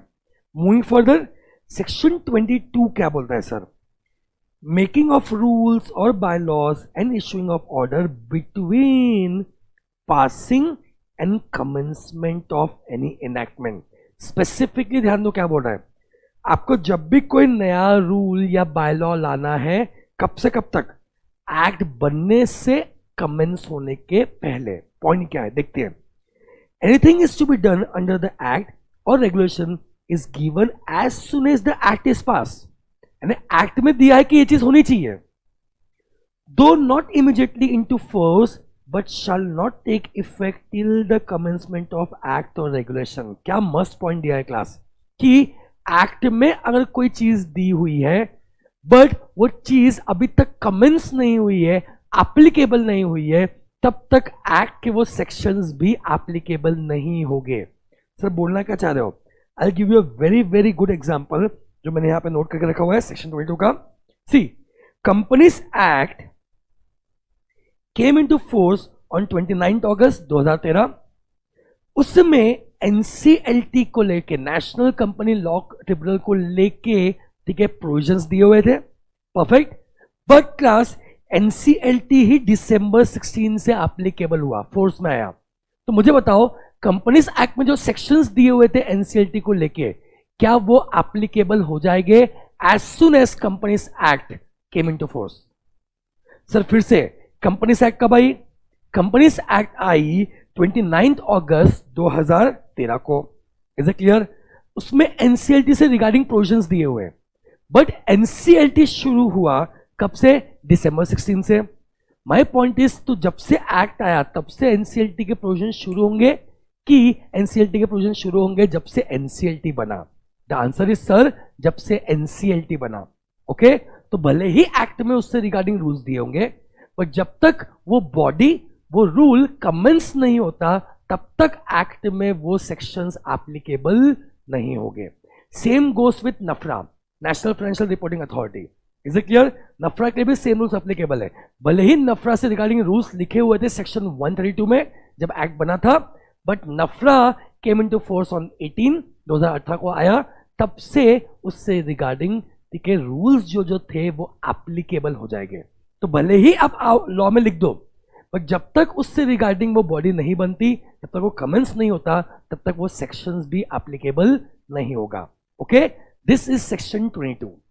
तो आगे बढ़ते सर। अभी तक की कहानी में सेक्शन 20, 21, 22 हमने कंप्लीट कर दिया। सेक्शन 20 बोलता है कि जिस एक्ट से रिगार्डिंग आप रूल्स बाय लॉस बना रहे हो, उस एक्ट में उस वर्ड का जो मीनिंग है उस वही मीनिंग रूल्स ऑर्डर्स में भी एप्लीकेबल होगा। सेक्शन 21 बोलता है जिसको इश्यू करने का पावर है उसी को अमेंड या ऑल्टर करने का पावर रहेगा। सेक्शन 22 अब भी हमने देखा, वो बोलता है भले ही एक्ट में लिखा हो, बट वो एक्ट में लिखे हुए सेक्शंस तब तक एप्लीकेबल नहीं होंगे तब तक जब तक वो सेक्शंस क्या नहीं होंगे, कमेंट्स नहीं होंगे। Okay, all are rules of general clauses act. चलो सर आगे बढ़ते हैं। सेक्शन 23 क्या बोलता है? So class, coming to next section, that is section 23। Now section 23 क्या बोलता है sir? Provisions applicable to make rules और बायलॉज आफ्टर प्रीवियस पब्लिकेशन। मतलब सपोज किसी एक्ट में ऑलरेडी रूल्स डिफाइन हो चुके हैं, प्रीवियस पब्लिकेशन मतलब ये ऑलरेडी पब्लिकेशन हो चुका है, रूल्स डिफाइन हो चुके हैं। नाउ उसके बाद अगर आपको फिर से कुछ चेंजेस करने हैं किसी रूल्स में, किसी बायलॉस में, तो उसके लिए क्या क्या स्टेप लेना है वो बात करता है सेक्शन 23। ओके, सो चेक करते हैं वो क्या बोलता है।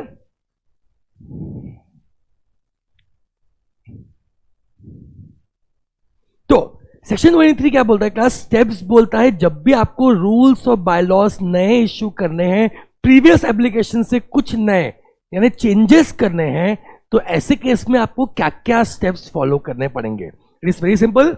सबसे पहले याद रखो कि आपको एक ड्राफ्ट कॉपी बनानी पड़ेगी जो जो चेंजेस आपने किए हैं। वो ड्राफ्ट कॉपी बनाने के समय फॉर्मेट जो है it should be as per central government या जो भी उससे रिलेटेड अथॉरिटीज है उनके गाइडलाइंस के हिसाब से। ओके, तो आपको क्या करना है, एक ड्राफ्ट कॉपी पब्लिश करनी है। Is it clear? And it should be in manner decided by government और that authority. Perfect. Now next point is, ये ड्राफ्ट कॉपी आप जब पब्लिश करेंगे तो उसमें डेट और टाइम भी मेंशन होना चाहिए, उस टाइम पीरियड तक जब तक आप लोगों से सजेशंस लेंगे या लोगों से कंप्लेंट्स लेंगे, उसका एक टाइम लिमिट दिया होना चाहिए। मीनवाइल वो ड्राफ्ट कॉपी और कोई अथॉरिटी है जिससे आपको परमिशन लेनी है तो उनके पास भी आपको फाइल करना है।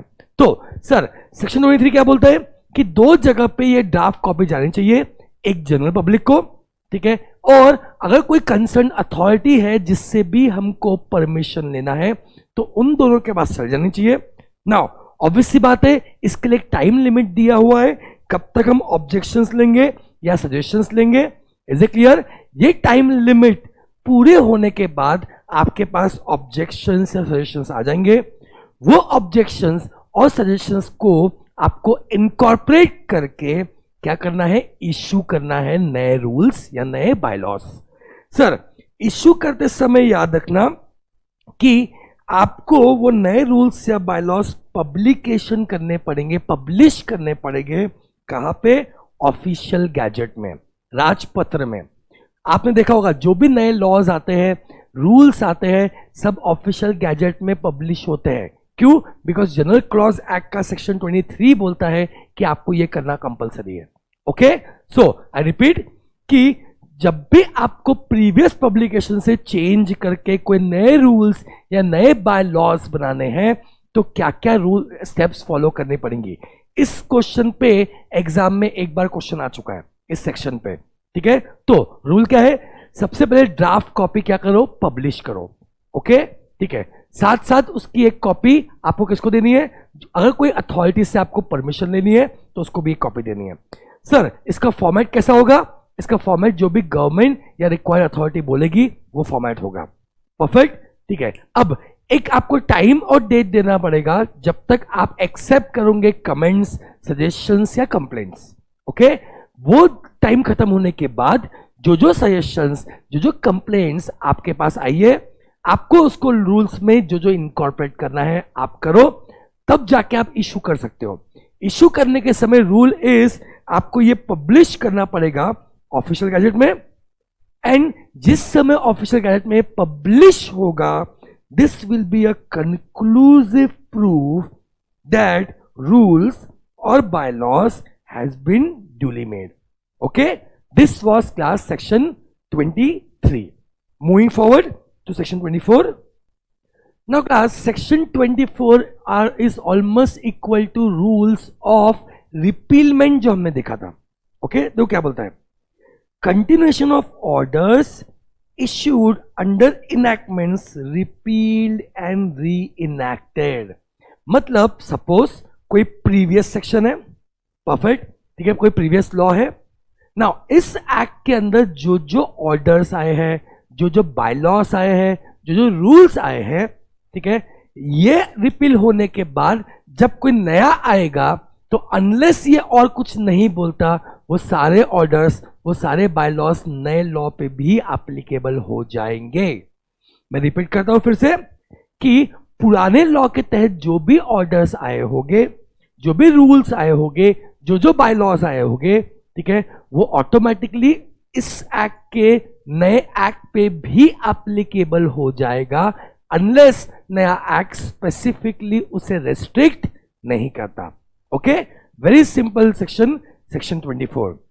तो यू कैन सी कि सेक्शन 20 से लेके 24 तक के जो सेक्शंस थे वो सारे ऑर्डर्स, रूल्स से रिलेटेड थे।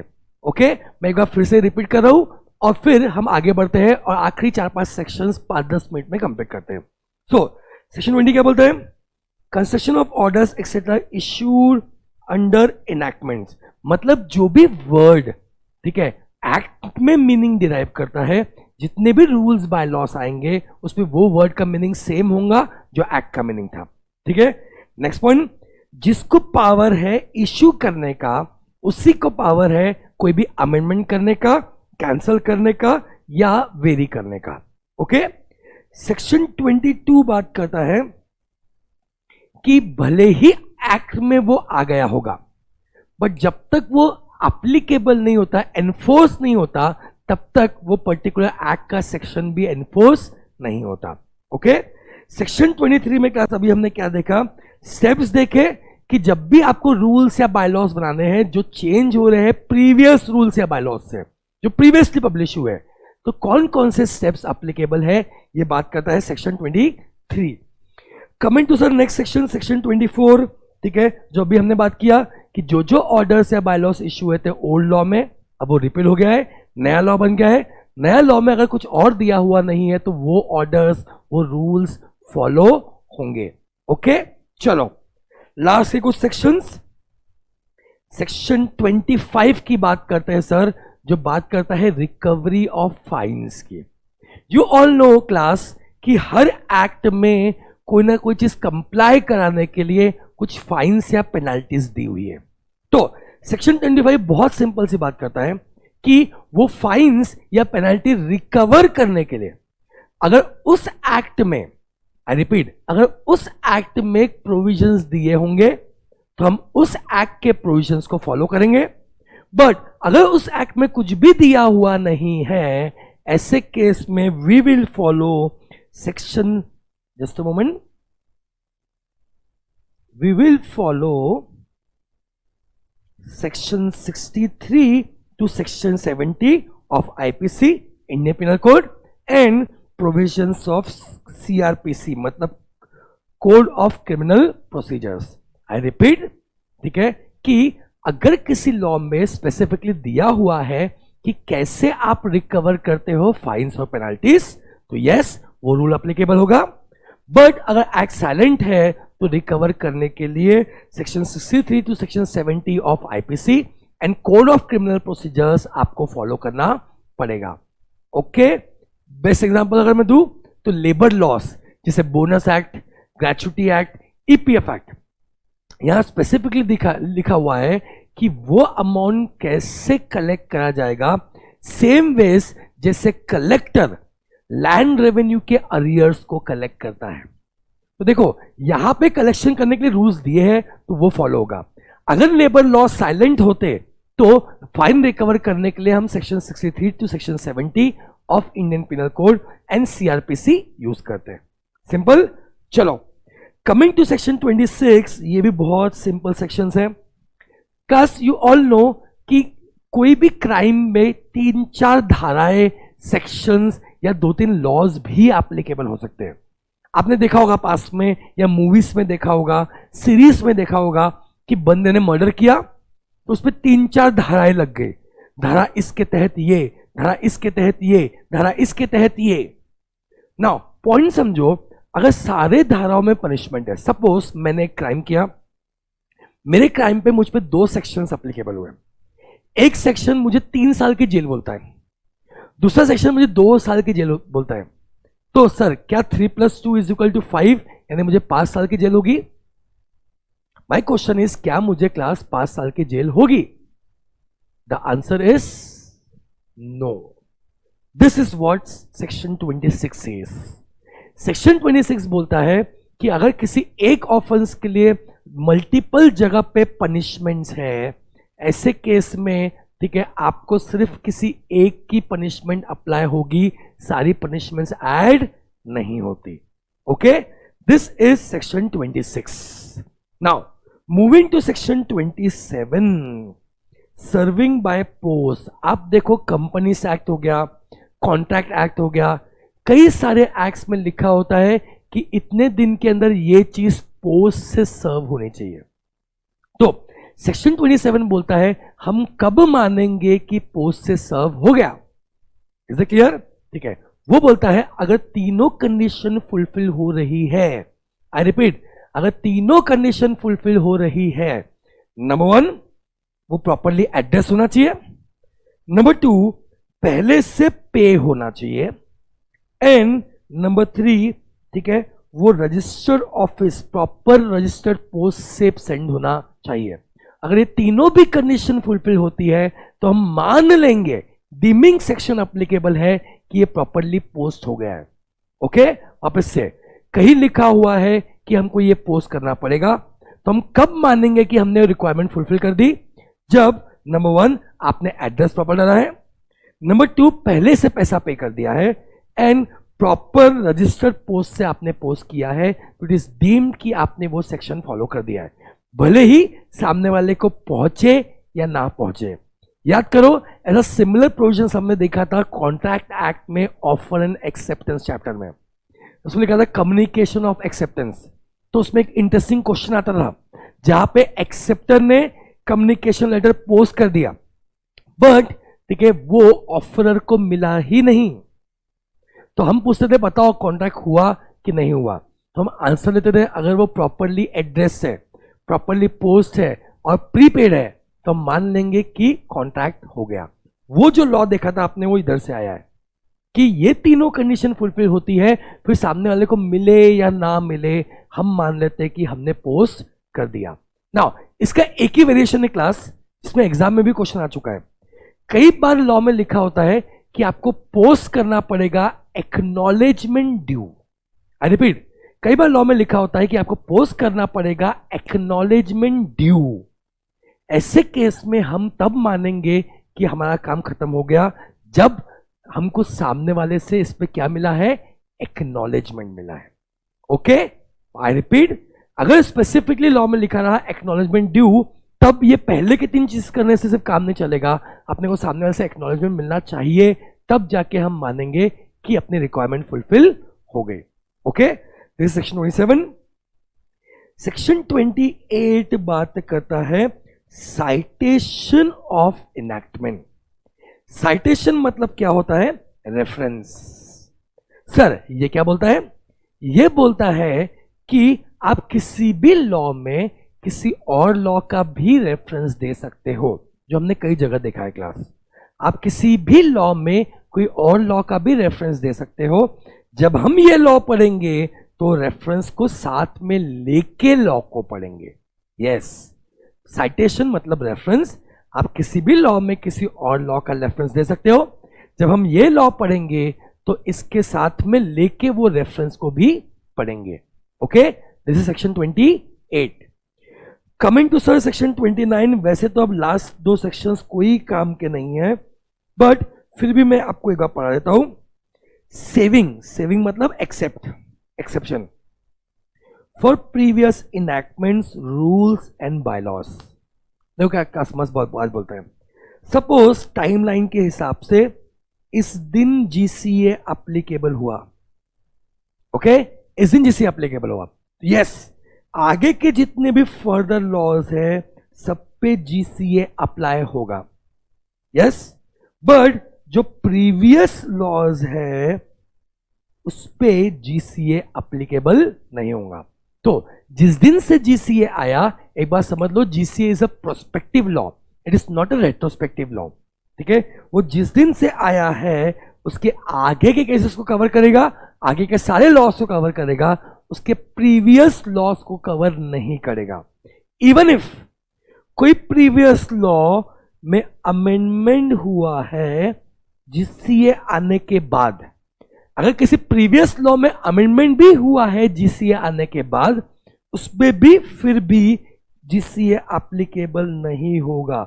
जीसीए एप्लीकेबल नहीं होगा बिकॉज वो पुराने लॉ में अमेंडमेंट आया है।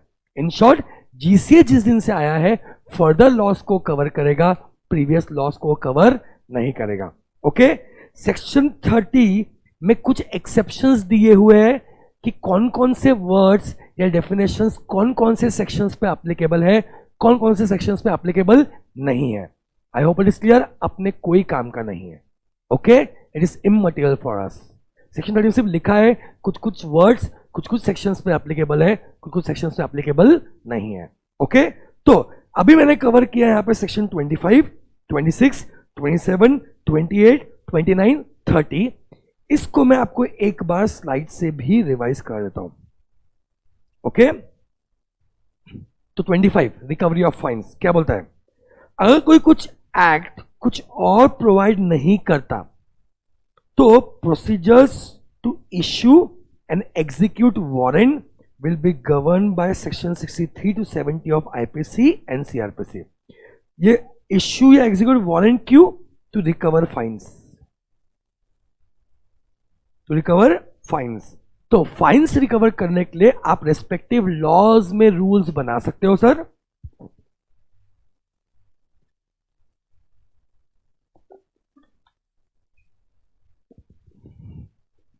बट अगर कोई रिस्पेक्टिव लॉ साइलेंट है सर, ऐसे केस में section 63 to 70 of IPC and CrPC deal होगा। नेक्स्ट, कमिंग टू सेक्शन 26 क्या बोलता है? जहां किसी ने ऑफेंस किया जो 2-3 एक्ट या प्रोविजंस में पनिशेबल है, तो उसे दोनों में से एक ही पनिशमेंट अप्लाई होगी, but shall not be punish twice for the same offence. Same offence के लिए ट्वाइस थ्राइस पनिशमेंट नहीं होगा। Okay, next section 27 serving by post. It is deemed to be serve by post if, क्या बताया था मैंने आपको? 3 कंडीशन फुलफिल होनी चाहिए। नंबर 1, प्रॉपरली एड्रेस होना चाहिए। नंबर 2, प्रीपेड होना चाहिए। एंड नंबर 3 कि रजिस्टर्ड पोस्ट से पोस्ट होना चाहिए। सेकेंड एक्सेप्शन देखा कि अगर लिखा हुआ है should be serve by post acknowledgement due, ऐसे केस में, ठीक है, जब तक एक्नॉलेजमेंट नहीं मिलता हम नहीं मानेंगे कि वो क्या हो गया, सर्व हो गया। Okay, section 28 citation of enactment, जो हमने बात किया था, आप किसी भी एक्ट में कोई और एक्ट का रेफरेंस दे सकते हो, तो उस एक्ट को वो रेफरेंस के साथ में पढ़ेंगे, पढ़ेंगे जो भी है, ठीक है। तो उस एक्ट को वो रेफरेंस के साथ में पढ़ेंगे। सेक्शन 28। सेक्शन 29 क्या बोलता है? Provision of this act will not apply to any act who is made any previous act, भले वो कंटिन्यूड हो या अमेंडेड हो, प्रीवियस एक्ट पे एप्लीकेबल नहीं होगा। General clause act is prospective, it is not retrospective. Last section 30, मैं कुछ नेगेटिव लिस्ट दी हुई है, कुछ कुछ वर्ड्स कुछ कुछ सेक्शंस पे एप्लीकेबल है और कुछ कुछ सेक्शंस पे एप्लीकेबल नहीं है, बट ये हमारे काम का नहीं है. Okay, so this was the most easiest way you can study general clause act. मेरा जनरल क्लॉज एक्ट का आपको यूट्यूब में देने का पर्पस ही ये है क्लास, कि आपको जब भी पढ़ते समय डाउट हो, आप मेरे साथ में फटाफट ये सारे प्रोविजंस रिवाइज कर सकते हैं, इसे याद कर सकते हैं. ओके, नाउ इन सब में लास्ट पॉइंट जो मैंने आपको नहीं बताया वही बता देता हूं मैं आपको.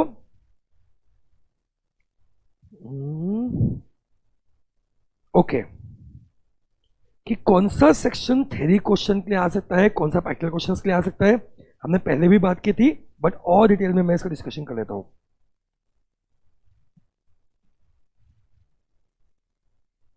देखो, थ्योरी के लिए तो बहुत कम चांसेस है. सेक्शन 6 टीक्यू के लिए आ सकता है, ठीक है, पीक्यू के लिए भी आ सकता है.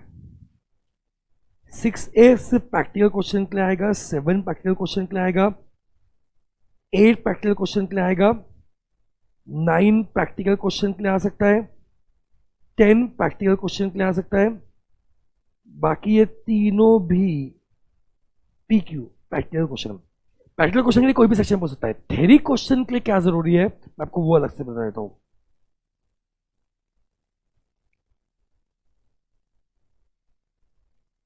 This can come for theory question. बाकी सब क्लास प्रैक्टिकल क्वेश्चन के लिए पूछ सकता है या एमसीक्यू के लिए पूछ सकता है. थ्योरी क्वेश्चन के लिए रेलेवेंट सेक्शंस और कोई नहीं है.